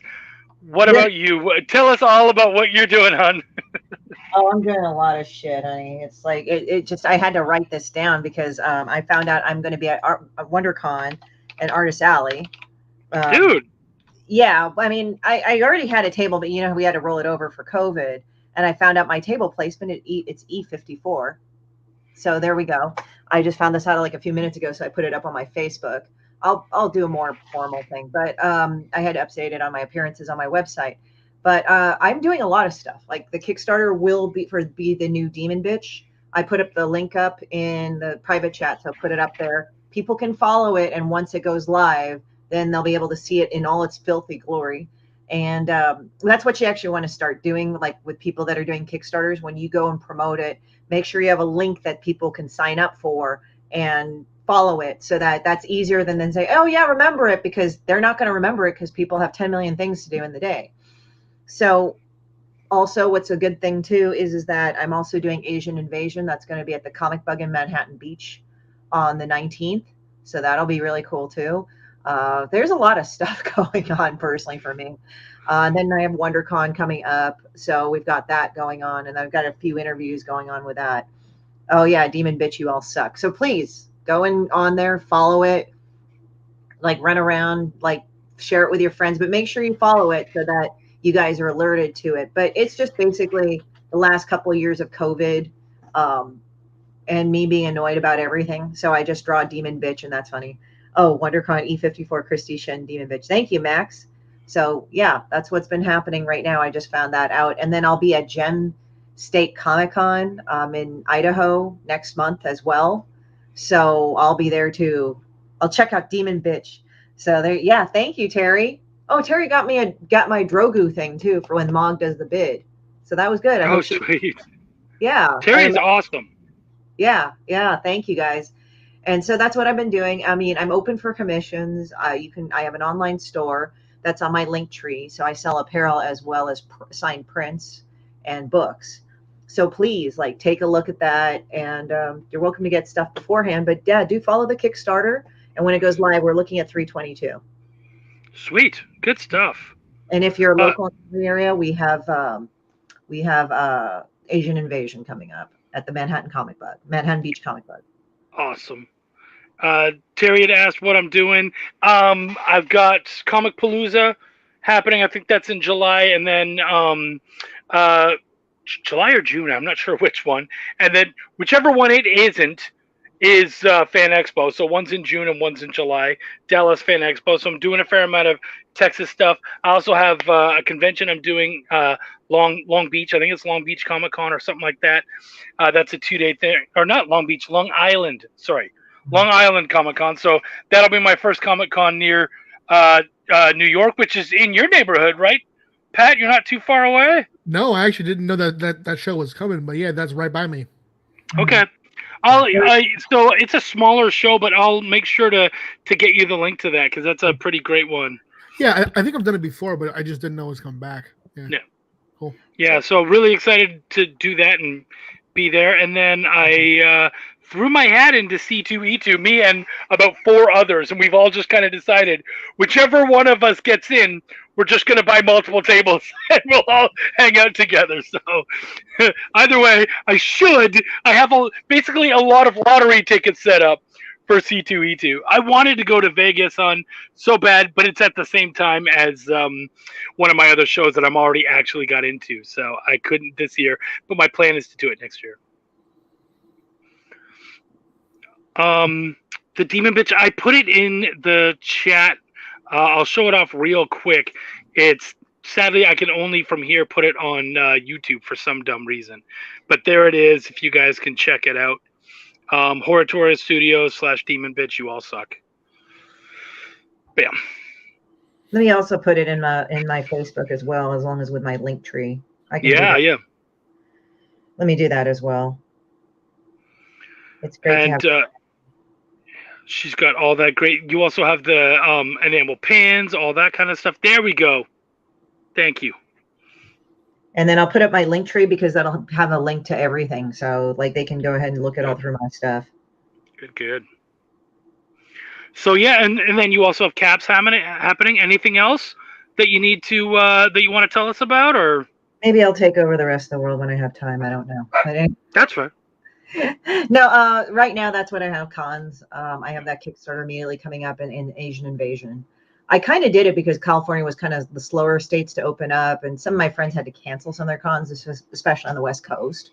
So I said, you know what? Let me just go and do this Asian Invasion thing. Why the hell not? And people are going, isn't it like when's the Asian American like month day? I'm like, oh, I'm not waiting for that. Fuck that. We gotta go. So I did the Asian Invasion shit. So it's like I kind of like doing it. With me, it's like, as Chuck knows, I kind of do things. I like throw it in people's faces and see if they like it, and usually they do. Because before I would probably be like, oh, I don't know if I should do that, but it turns out I should have anyway in the first place. Well, and I love that on the other side of it, it's also, and if you don't, fuck it, that's okay too. You know what I mean? Like I like that. Yeah, thank you. Like I pretty much like for the most part. I mean, it's funny. One of the people like thank you. Yeah, thank you. Thank you, Terry. Yeah, I just decided to throw it in there. Like I make some apparel, and every so often I get a weird little idea about like I'm gonna probably do a Bacon shirt or something at some point. So nice. Let me know about that. Yeah, definitely. I mean, it's not bacon, it's bacon, so it sounds rude. But yeah, so I mean, I've got all those even going better. on. Yeah. And then probably later on I'll do another Kickstarter for Sepulcher to fund that book, and also have the Murder Ballads Tarot as well. So that'll be a tarot deck later on in the year, as well as the book. That's awesome. All right, cool. Well, then let's move on to my dude Pat, who's been so patient and nice this whole time. And what's cool, you're doing the last volume of Prison Witch. Yeah. Which I think once I accidentally called Prison Bitch, you were like, you're close, but not quite. Yeah, I mean that is the pun. Yeah. Right.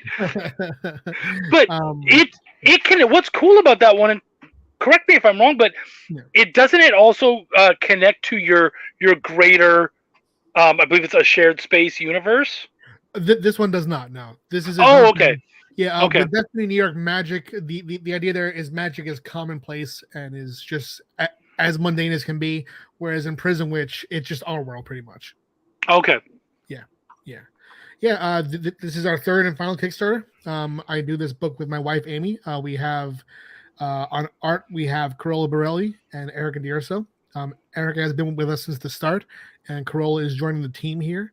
This is the end of the story. It features Cameron Rivers. She is a woman who, for her whole life, she's believed that she's possessed by a demon. She's followed by the spirit of this creepy little girl. And when she gets upset, this little girl acts up and engages in acts of horrendous violence. Cam is taken to prison following an assault, and there she meets a coven of witches, and they help her discover what this spirit is and how it might not be exactly what Cam thinks.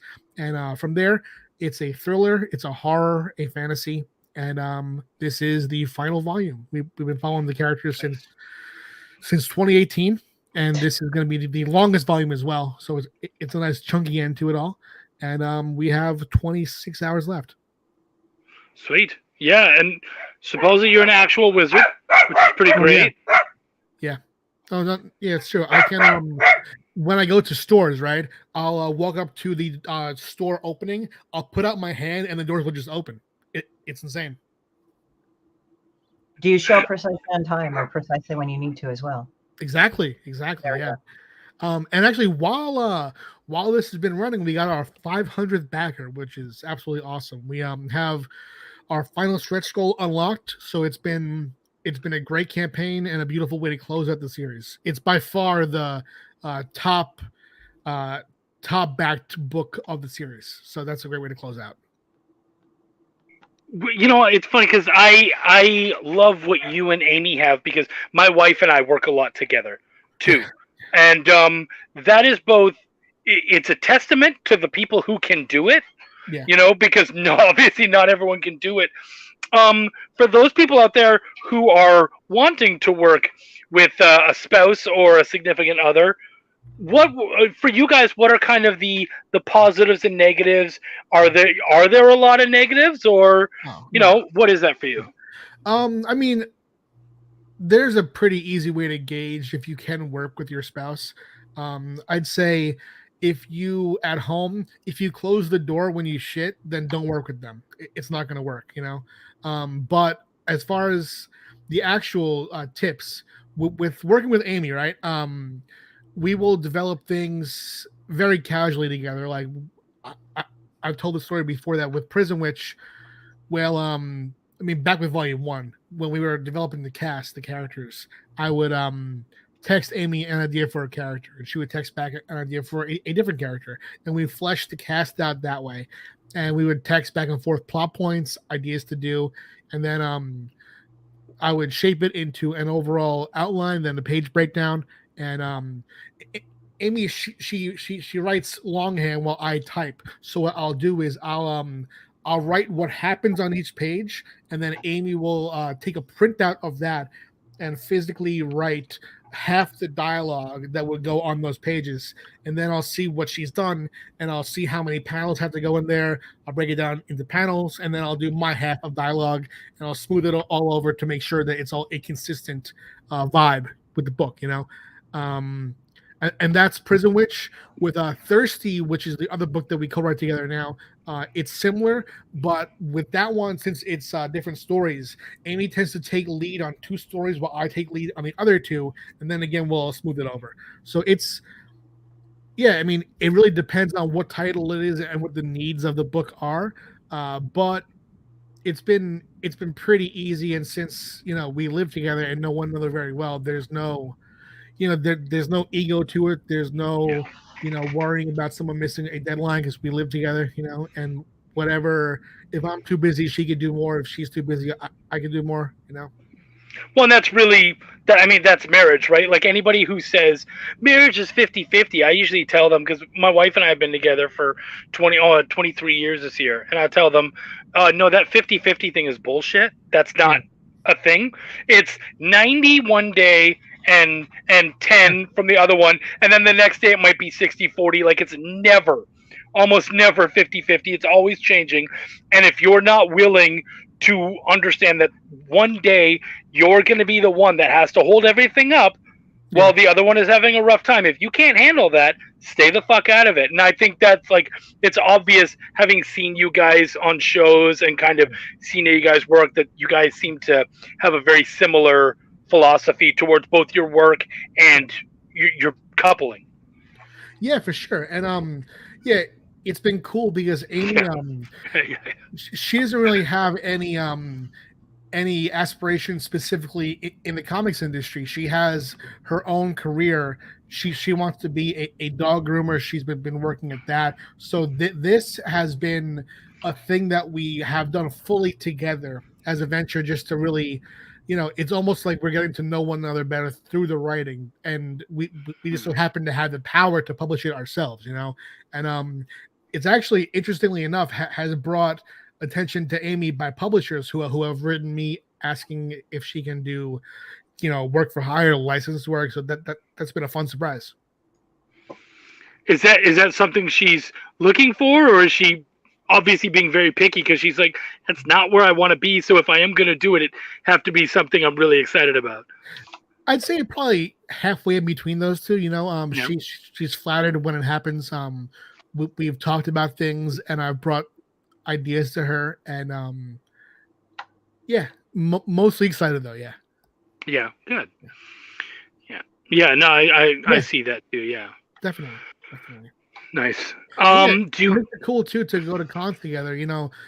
Back in the day, when we first started doing cons together, we had a table that was pretty much just my work for hire, and then it, eventually became, when I crowdfunded Destiny New York, it became that, and now we have a table where if we're sitting together, I'll put the stuff that we co-wrote in front of Amy and all my solo stuff in front of me, and that's been very, very fun. Yeah. Cool. Yeah, I like that. That's really nice. Yeah. And obviously this isn't all that you're doing. I mean, you're fucking crazy busy. You just announced a book through Scout, correct? Yeah, I'm doing As of the Barbed through Scout with Rio Burton. It's a fantasy. It is about a warrior who was banished. We don't know why yet, because Bleeding Cool kind of, they took us off guard today by putting the news out there. So there's a real announcement coming up very soon. But the overall gist is that it is a banished warrior who has to return to her homeland and decide if she's going to fight to protect those who shunned her. Nice. Terry says my spouse does not like comics. Heartbreaking. As a reader, that might not actually be such a bad thing, because that just means that you can enjoy them on your own, and you don't have to be like, where the fuck is my Avengers? What'd you do with it? You know what I mean? Like, so I'm sure it is sad that you guys can't bond on that.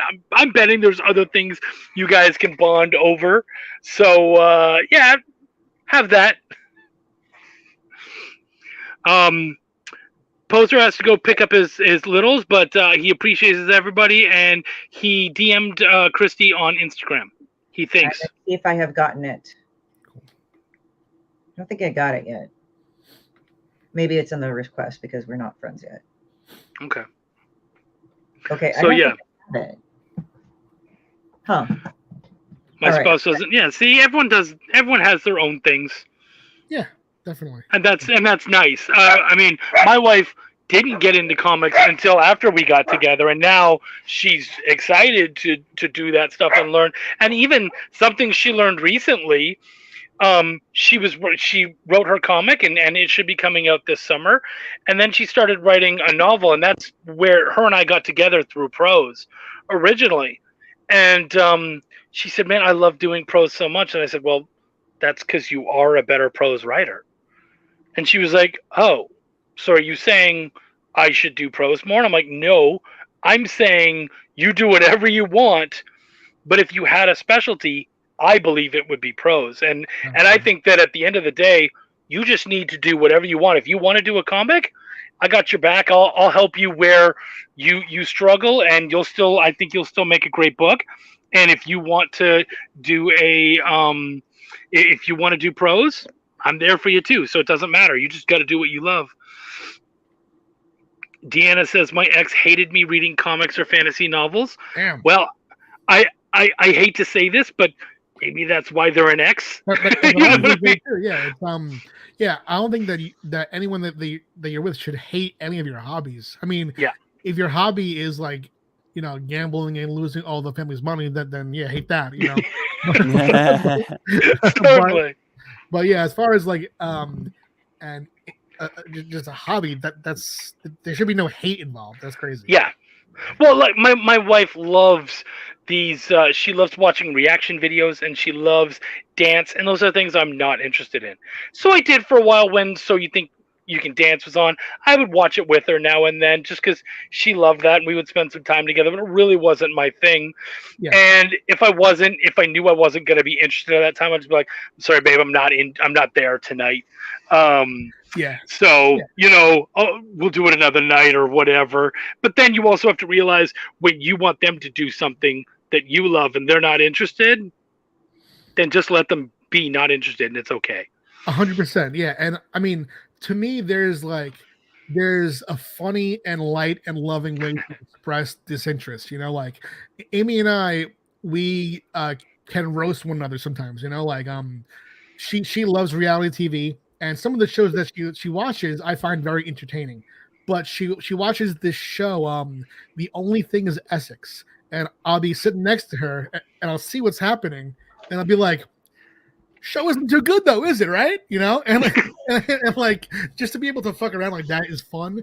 But if there's actual hate, in a spouse's or a partner's hobby, then take it easy, dude. Yeah. What's the big deal? If they enjoy it, then they enjoy it. And take that as your time to enjoy the things that they don't like that you do. Yeah, 100%. Yeah. Because no couple should be, I think, spending all of their time together. You need to have your own things and your own, one thing I have a little, this will sound so lame, so millennial of me or whatever, but I kind of have a little TV stand inside of my shower. I love a long shower. So I'll put my phone in there and I'll watch the shows that my wife couldn't possibly give a shit about. And I'll sit there and have a nice long 20-minute hot shower and watch a show that she couldn't give a fuck about. I'm like, great. I got to have my hot shower and watch a show that you couldn't care less about, and you did whatever the hell you did, and that's fine. There you go. Yeah, I mean, I don't think it's bad if a spouse hates certain things. It's just if they go oh, don't you ever fucking do it. I'm like, all right, whatever, asshole. Unless it's doing drugs or something, then that's kind of a given. Wife hates anime, but no, I love it. But she watches her TLC shows, having differences. Yeah. See, we all get it. Terry wants a she shed. I want a she shed. We're like twins. Ash's Comic Dash. I'm glad I can collect with my hubby. He gets most of the Omnis, and I get most of the single issues and Funkos. But the collection is amazing because of it all. Yeah. See, and that's something where you guys still like the same thing, but you like it in different ways, and that's really cool. So yeah, good for you guys. So Pat, do you have anything else to announce or tell us about while you're here? On shelves this week in stores, the Black Mask version of my ongoing series, Destiny New York Volume 1, is out in trade. What else? I have a almost monthly run of Van Helsing at Zenoscope going on right now. So if you like fantasy and horror, you can check that out. And I'll have a new Kickstarter launching when my previous one, Thirsty Ships, which is, we're thinking it's going to be April. I get confirmation that the printer is done, but they're in Taiwan. So we're going to see how it does with the port. My last book, Vampire Emmy, was a port from late November to late January. So I'm hoping that doesn't happen again. So we'll see, dude. But yeah, that I believe covers everything. Nice. And I believe the quote I got from Raven was, Destiny New York is the whole reason he's not writing comics right now. Isn't that what I heard? well, actually, I pulled off what Raven won't really be able to even comprehend. I pulled off the greatest troll on him that will ever be done, and he won't know what it is until either next week or about 4 months from now. But when he sees what I did, it's gonna be very impactful for him, and he's not gonna be able to respond, is what I'm gonna say. Nice. Joseph is saying, forgot to mention, I turn 44 tomorrow. You can get me a present at Two Eyed Tales. Good, thank you. Good to know, dude. Happy birthday to you. Happy pre-birthday. I need a mention for Trish to hang art in. That's great. See, and that's why I had to trash on Raven a little bit, because Raven was on my show trashing on you, and I was having some fun with you too. I was like, nah. It either goes both ways or it doesn't happen at all. So. Oh yeah, I mean, let's be very, very real though, right? When it comes to me and Raven, I love Raven Gregory, and Raven, he started writing comics professionally years before me. He started, I think, in 2000, maybe 7 or 8. And the thing that I've done is that I've lapped him, right? Like he started here, I started way back here, but somehow, some way, your boy now went ahead, not only ahead, but circled around and lapped him, right? And that's how it goes, Rave. Sorry, buddy. Pat, I don't know if there is a quick answer to this because it's a lot of work, but Michael Williams asked, what's the quick answer to becoming a work for hire? I was about to go into a bit, but I'll just be actually real. The real answer is that you first do non-work for hire work. You do creator-owned work. You publish your own comics. You get money together. You hire an artist who looks as good as the art on the shelves, and you make a sample. You make a calling card, maybe even a 10-page short story that you can just show something, so show something, put it out for free, make yourself known for that in the comics community. Go on Facebook, go on the hellscape that is Twitter, go on TikTok, push yourself out there in that way, get your name familiar with these editors, have them be able to at least, if you submit to them, say, hi, I'm so-and-so, be able to have it so they can search your name and find something, what else? What did I do? I was nice, at conventions, I met editors. I had talked to them before. My first conversation with them wasn't like holding my hand out, it was trying to at first boost them and just to celebrate their books and to like maybe talk about what they were doing before saying, can I do what you're doing? And the hardest part to get, the hardest gig to ever get is your first work for hire gig, because every gig that I've gotten since then, I've been able to say, oh, I worked on so-and-so with this, right? I worked on so-and-so with this. So that first one is the hardest one. So the most tried and true pathway is to produce a short sample yourself that is your best writing. And I say our work as good as what's on the shelf, because even though what they're judging is your writing, I'm telling you this for sure. If the artwork doesn't function to tell your story in an effective way, they're going to also look at it as you fucking up your job, So you have to make sure that the art is the best fit for your story, and that, and just be clear, concise. Don't bother them, don't be incessant. If it doesn't work, just try again years later, or months later. And it really is. Oh, sorry, go ahead. No, I was just going to say, be persistent, but don't be annoying. It's a very hard line to walk. And, some of the people who work in comics are, incredible fucking nerds. So there's this like sense that, of social interaction can be kind of difficult sometimes, and figuring out how to make it so what you're being is persistent and not annoying, very, very difficult. So just listen to a lot of these, ask other creators in a way that also isn't annoying. It's just such a hard line to walk, and I empathize with everyone doing it, especially now because social media is crazy. But yeah. Yeah, and it's one of those things where it's that old adage, they want you to have experience, but how do you get experience doing it if you don't, so you're right. You have to create, you have to do your own thing. I mean, for me, I remember doing our first Kickstarter. I was working with a local. We did our first Kickstarter and just failed magnificently.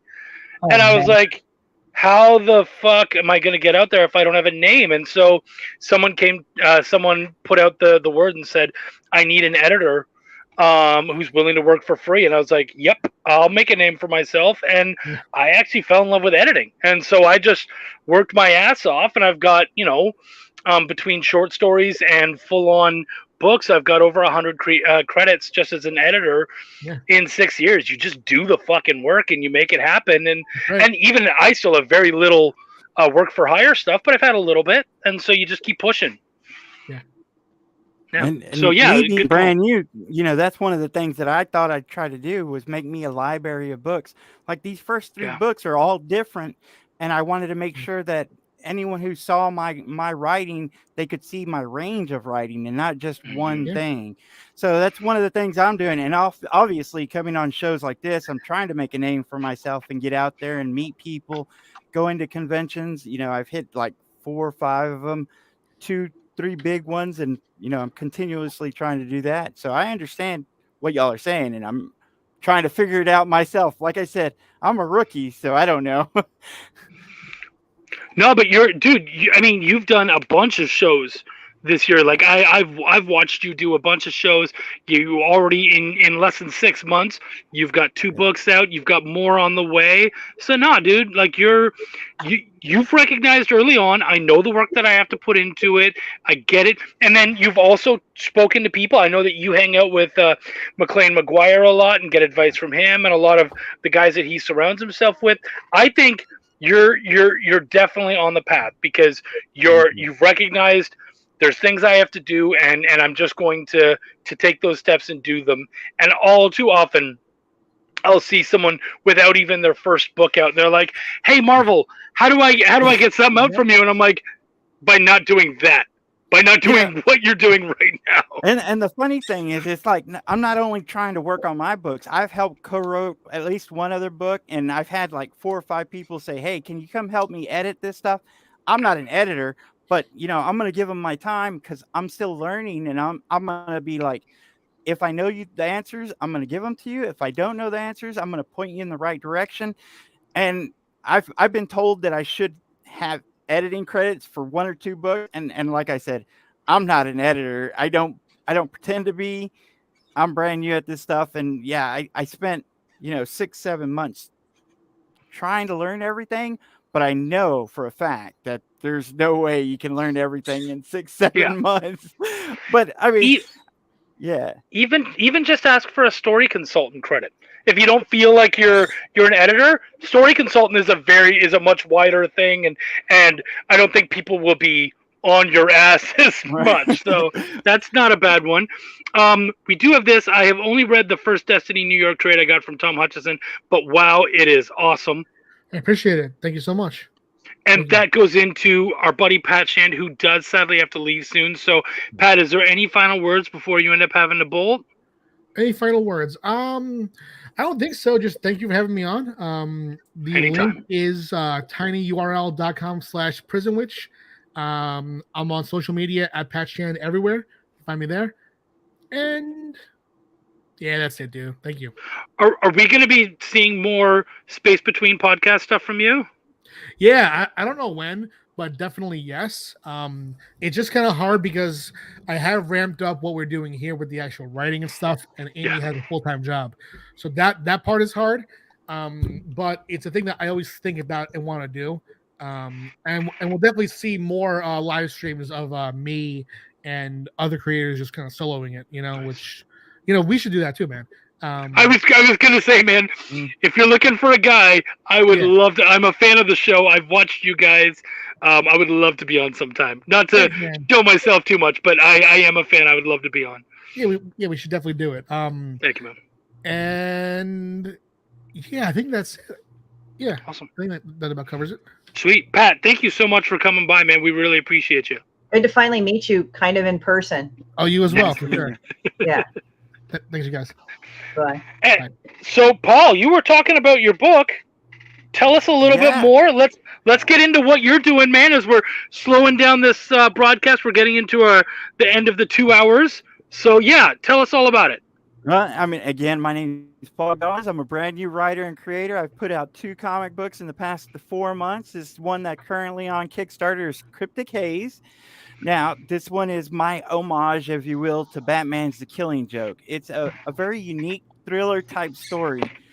So I'm very proud of all my books that I've put out, definitely. But this one is that thriller kind of movie that you went to go see, and I got a homage to Memento on there because I was trying to think of the one thriller movie that I saw that really stuck with me, and that's kind of the direction I was going for. When I was writing it, and whenever you think of the Batman, The Killing Joke, you kind of get that what's going to happen and how the Joker tormenting Gordon throughout this book, trying to make him jump off the edge. And, you have that ending that was so controversial that people were talking about it for years. They're still talking about it. So that's kind of what I was going for with this one. And like I said, this is the 3rd book that I've got out there. I had my passion project, which was PTSD. And, my big one, which is Bushibu Circus Mysteries. And now I'm on Cryptic Haze. It's on Kickstarter right now. So I want to ask you, and feel free if you don't want to talk about it, but there was a little bit of controversy at the beginning of this, and I feel like you handled it really well. Do you mind if I bring it up real quick? Go ahead. As long as we're doing it tactfully, I don't mind. Yeah. Well, but I'm bringing it up because I love how you handled it. The fact of the matter was, you had named, and we won't even go into the name of the book, but the original book had a different name, and it was a name that was taken by a different company. That company confronted you, and you immediately, and I believe it was like days before or within the very early days of the campaign, switched everything up, changed it up, and you did such an amazing job. And I feel like that was a really good learning moment for you, where you were like, you could have been an asshole about it, and you could have been like, screw it, a name's a name, whatever. There's lots of other Paul Gomez's out there, but you were super respectful and just did the pivot. And I think that's something about comics that we all need to recognize. Roadblocks are going to hit you. They're going to run dead into your face and break your fucking nose. And it's up to you whether you sit down and you go, that's it, I'm going to nurse this nose forever. Or if you get up, you grab your nose and you keep fucking running. And that's what you did. And I really appreciate that, man. And I wanted to give you a shout out because that's a lesson that not a lot of people would have learned well. And you really handled that well. So I like to say this about the whole incident, and really I don't really want to talk too much about it. It did happen a few days after the campaign had started, so we did have to stop and rearrange a lot of stuff. I felt it took a lot of the momentum out, but again, we took 2 days, repackaged everything, started getting out there hustling, telling people what's going on. And I think that you're right. Whenever it comes to comics, you have to deal with stuff. It's not just about writing or just drawing or getting it out there. It's a cause and effect, a problem solving in every step, whether it's the script, whether it's editing the script, whether it's getting it to your artist and getting your artist to understand your vision or collaborating with them. I'm working with a great artist that was on PTSD, and he's on Cryptic Haze, and I'm hoping to work with him on a new project coming out in a few months after, which I specifically wrote for him. But whenever me and him first got together, I didn't know how much leeway to give him or what he liked to do. Now I feel like I do, but that first one, it was like a kind of back and forth, kind of get to know you. And that's kind of what happened. It's like you hit those problems, you deal with them, and then you move on. Yeah. Sorry, I am definitely listening, but we have people who are screaming. They're saying, I need a link. And so I'm doing this. If you want to put it in on Facebook, but I'm going to throw it up for us right now. Here we do it. It is on our YouTube right now. It's now in the YouTube chat. If you want to put it on Facebook, it's there. But guys, feel free to check that out. Yeah, and there's the other one, inked.pub/crypticase. And yeah, And Joe says best way to do it. Yeah. yeah, and so like I said, I mean, whenever I started my comic career, I didn't know what to do. The first thing that I did was I went and got an editor because I mean, I'm dyslexic, and starting writing, you're going to miss a lot of things, and I knew an editor was going to be able to catch those things. I found an amazing editor, and I don't know if he wants me to name him or not. That's one of those little road bumps along the way, but it was amazing because he helped point me to correct the problems instead of just kind of slapping my hand and saying, this is how we're going to fix it. He helped me learn the situations, and all the editors that I worked with, including yourself, it was like a great give and take where we were sitting down, taking notes and talking about the subjects instead of somebody just coming in there and saying, okay, this is how we're going to fix it. Because I did interview, I think, about 20 or 30 editors before my first one, and they're like, oh yeah, you give it to me, it'll be done the next day, and you'll be done. And whenever I interviewed editors before you, it was like I found a lot of those that were the same way too. But I didn't feel like that would work for me. I needed that more hands-on and that note-taking, because I know whenever we sat down and talked about it, there was definitely a lot that we had to talk about. Yeah, no, and that is, there's a lot of back and forth. Anyone who just says, send it to me and the book will be ready to go, nah. And actually, I have, guys, just so you're aware, I have CryptoCase on my laptop right now. The final stuff, I'm going to proof it and make sure we have been over this. The art is looking great. You guys are gonna love this book. It's definitely a mind fuck. If you love a good mind fuck, which I do, I was so happy that you did a Memento cover because I'm a huge Memento fan. Yeah. So the same artist that did this cover is doing a cover on that one. That's Jeff Mute. He's an amazing artist. And if you don't mind, I just want to show some of these interior art pages of Santa Espina. He's just amazing. And like I said, whenever I found him, I had searched about 20 or 30 artists again, but it was his unique paneling, his gritty art, and being able to change the way you felt at a turn of a page with his color palettes. It was just something unique and different. And I knew coming into the, making comics, I had to be a little bit different. And it was just one of those things that kind of melted together. And his art is in this cryptic haze as well. And I can't stop talking about how amazing I thought his art was every time I see it. I mean, Quentin just said love the panels. Aaron said love the panels. Like, yeah, wow, that's nice. Like, dude, you're getting it right. And that's not even the book that he's trying to sell, guys. And this guy's only getting better. You go onto that Kickstarter, you'll see some of the panels for this book, and they look even better. I mean, I didn't think it was possible, but it is. And then, like I said, another script that I actually just handed him the other day,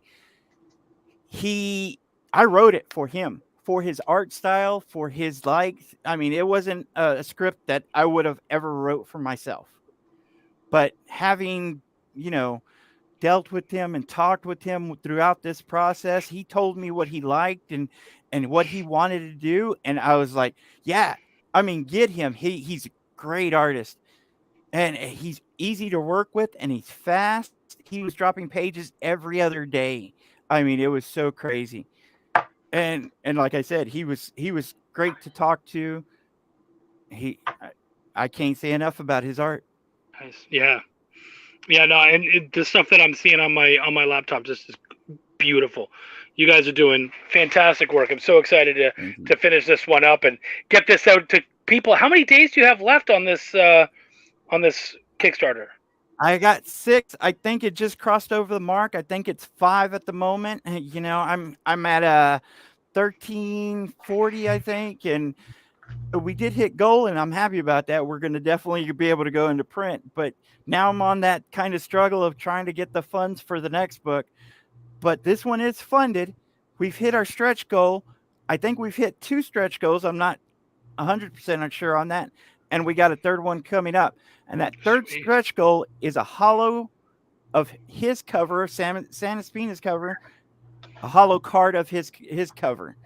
And his cover looks amazing if you hadn't seen it. Yeah. That's awesome. Is that the main cover? Jeff Mute's cover is the main one. Jeff's is actually, he's that one that did PTSD and try to cover that name up right there because that's kind of the one. But that's Jeff Mute's cover right there. Obviously with the trade. Jeff Mute, he's knocked it out of the park as well. Anytime he's worked for me. And Nice. and it's just been, one direction out of another. His PTSD covers, Jeff's, was so, gritty and dark and just pulls you in. And this one's kind of more abstract. And I love that third eye on there. So like I said, Jeff's is the A cover. We also got a black light tapestry as one of the tiers on there. I've also got a tier on there with all three of my books. So you can see my range of writing. And, like I said, after this, I'm trying to go into funding to get my second issue of Bushibu Circus Mysteries #2 out. Sweet. Yeah. That's fantastic, dude. That's great. So great. Dude, so guys, check out Cryptic Haze. Like he said, it's only got 5 days left. Paul is another one of my Texas dudes. Hopefully I'm going to see him at a show later this year. You got to try to come out to Houston, homie. I know it's the other side of the state for you, but Comic Palooza is a great show. Yeah, I'm definitely going to try to hit up some. It's difficult whenever you got all this stuff going to get those tables in advance, but I'm trying my hardest. I promoting, selling, getting out there to know people. I think these are great books, and to me the main thing, like I said, I try to promote myself, but I try to promote my artists as well.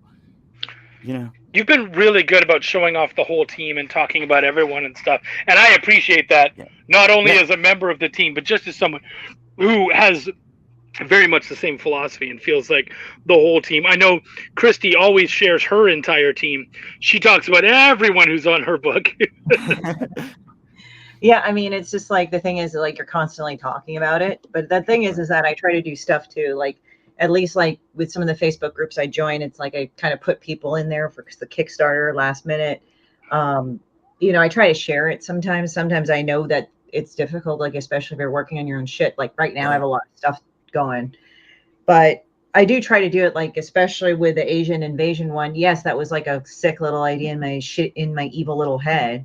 But I said, fuck it, why not? Like, because I said, a lot of our cons got canceled like at the beginning of the year.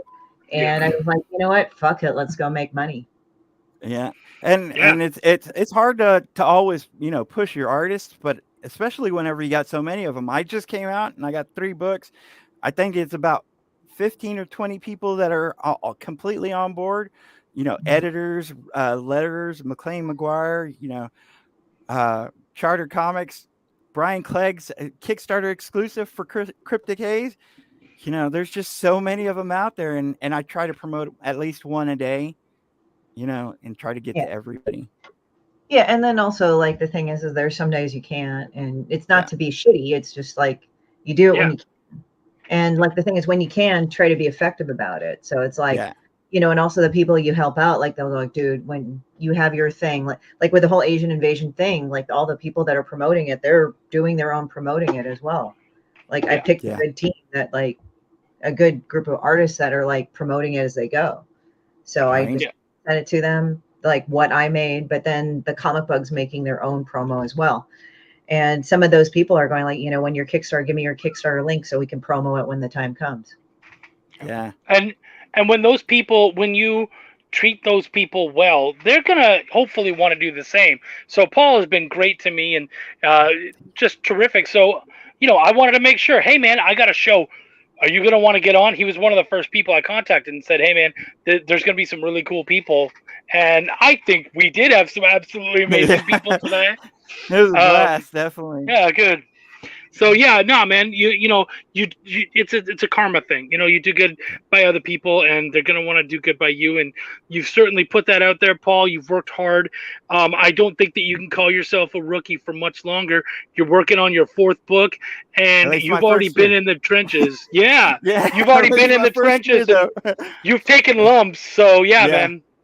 Yeah, I mean, and I jumped into things. I'm also co-hosting a podcast with Comic Crusaders every week, and I'm trying to make sure, like I said, trying to get out there, promote myself, promote my artists, promote everybody around me, and help out and get my feet wet.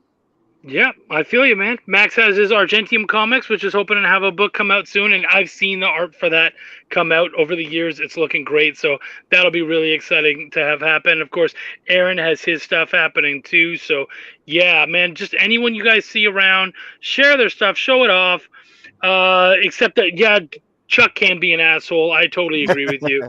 Fuck that dude. Thank you, Aaron. I don't know which Kickstarter that's for, but just click on it. It's going to be a good one, I believe it. Check it out. You might like it. Right. Before we head out, do you guys have anything last to say? Anything last you want to shill before we all go and maybe have some dinner and do our things? Go buy my shit in the time being, because I'm in California and you get signed copies of art and everything. Take a look on my website through the link tree. Order the apparel. You'll get it. I think like apparel actually doesn't take too long. Like when I ordered the samples just to see for myself if it was quality or not, one of the people actually bought it and it was in California. They got it within a few days. So go check out the apparel. Go check out, Spring is good quality and they do really nice things with my stuff. And for the Kickstarter, follow it because it's going to be 3/22. I'm actually drawing here. I'll show you real quick. I know you guys are signing off, but No, go ahead. Chuck could be an asshole. He's too much of a sweetheart. I thought Chuck was a cunt fuck. I'm sorry. Just kidding. I have my days. So that's what I'm painting right now, quote unquote. Oh yeah. Oh, sorry. I'm seeing it right now. I'm going to add it to the stream. There it is. Yeah. So it's just nice.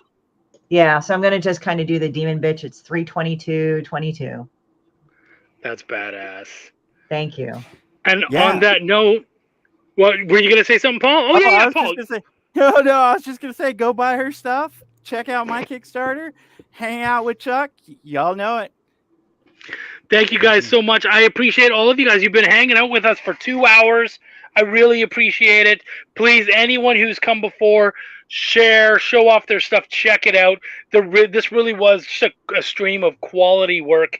I always love being able to be around so many people. Love that date. It's my birthday. So expect something from Trish is probably what she's trying to say. Awesome. Thank you. But yeah, guys, thank you so much for coming out. I appreciate all of you. There's so much great shit happening. Keep your eyes out. Keep it indie. And as always, my name is Chuck, and I give a fuck. Take care of yourselves, gang. Thank you, Quentin. All right. Bye, guys. Thank you.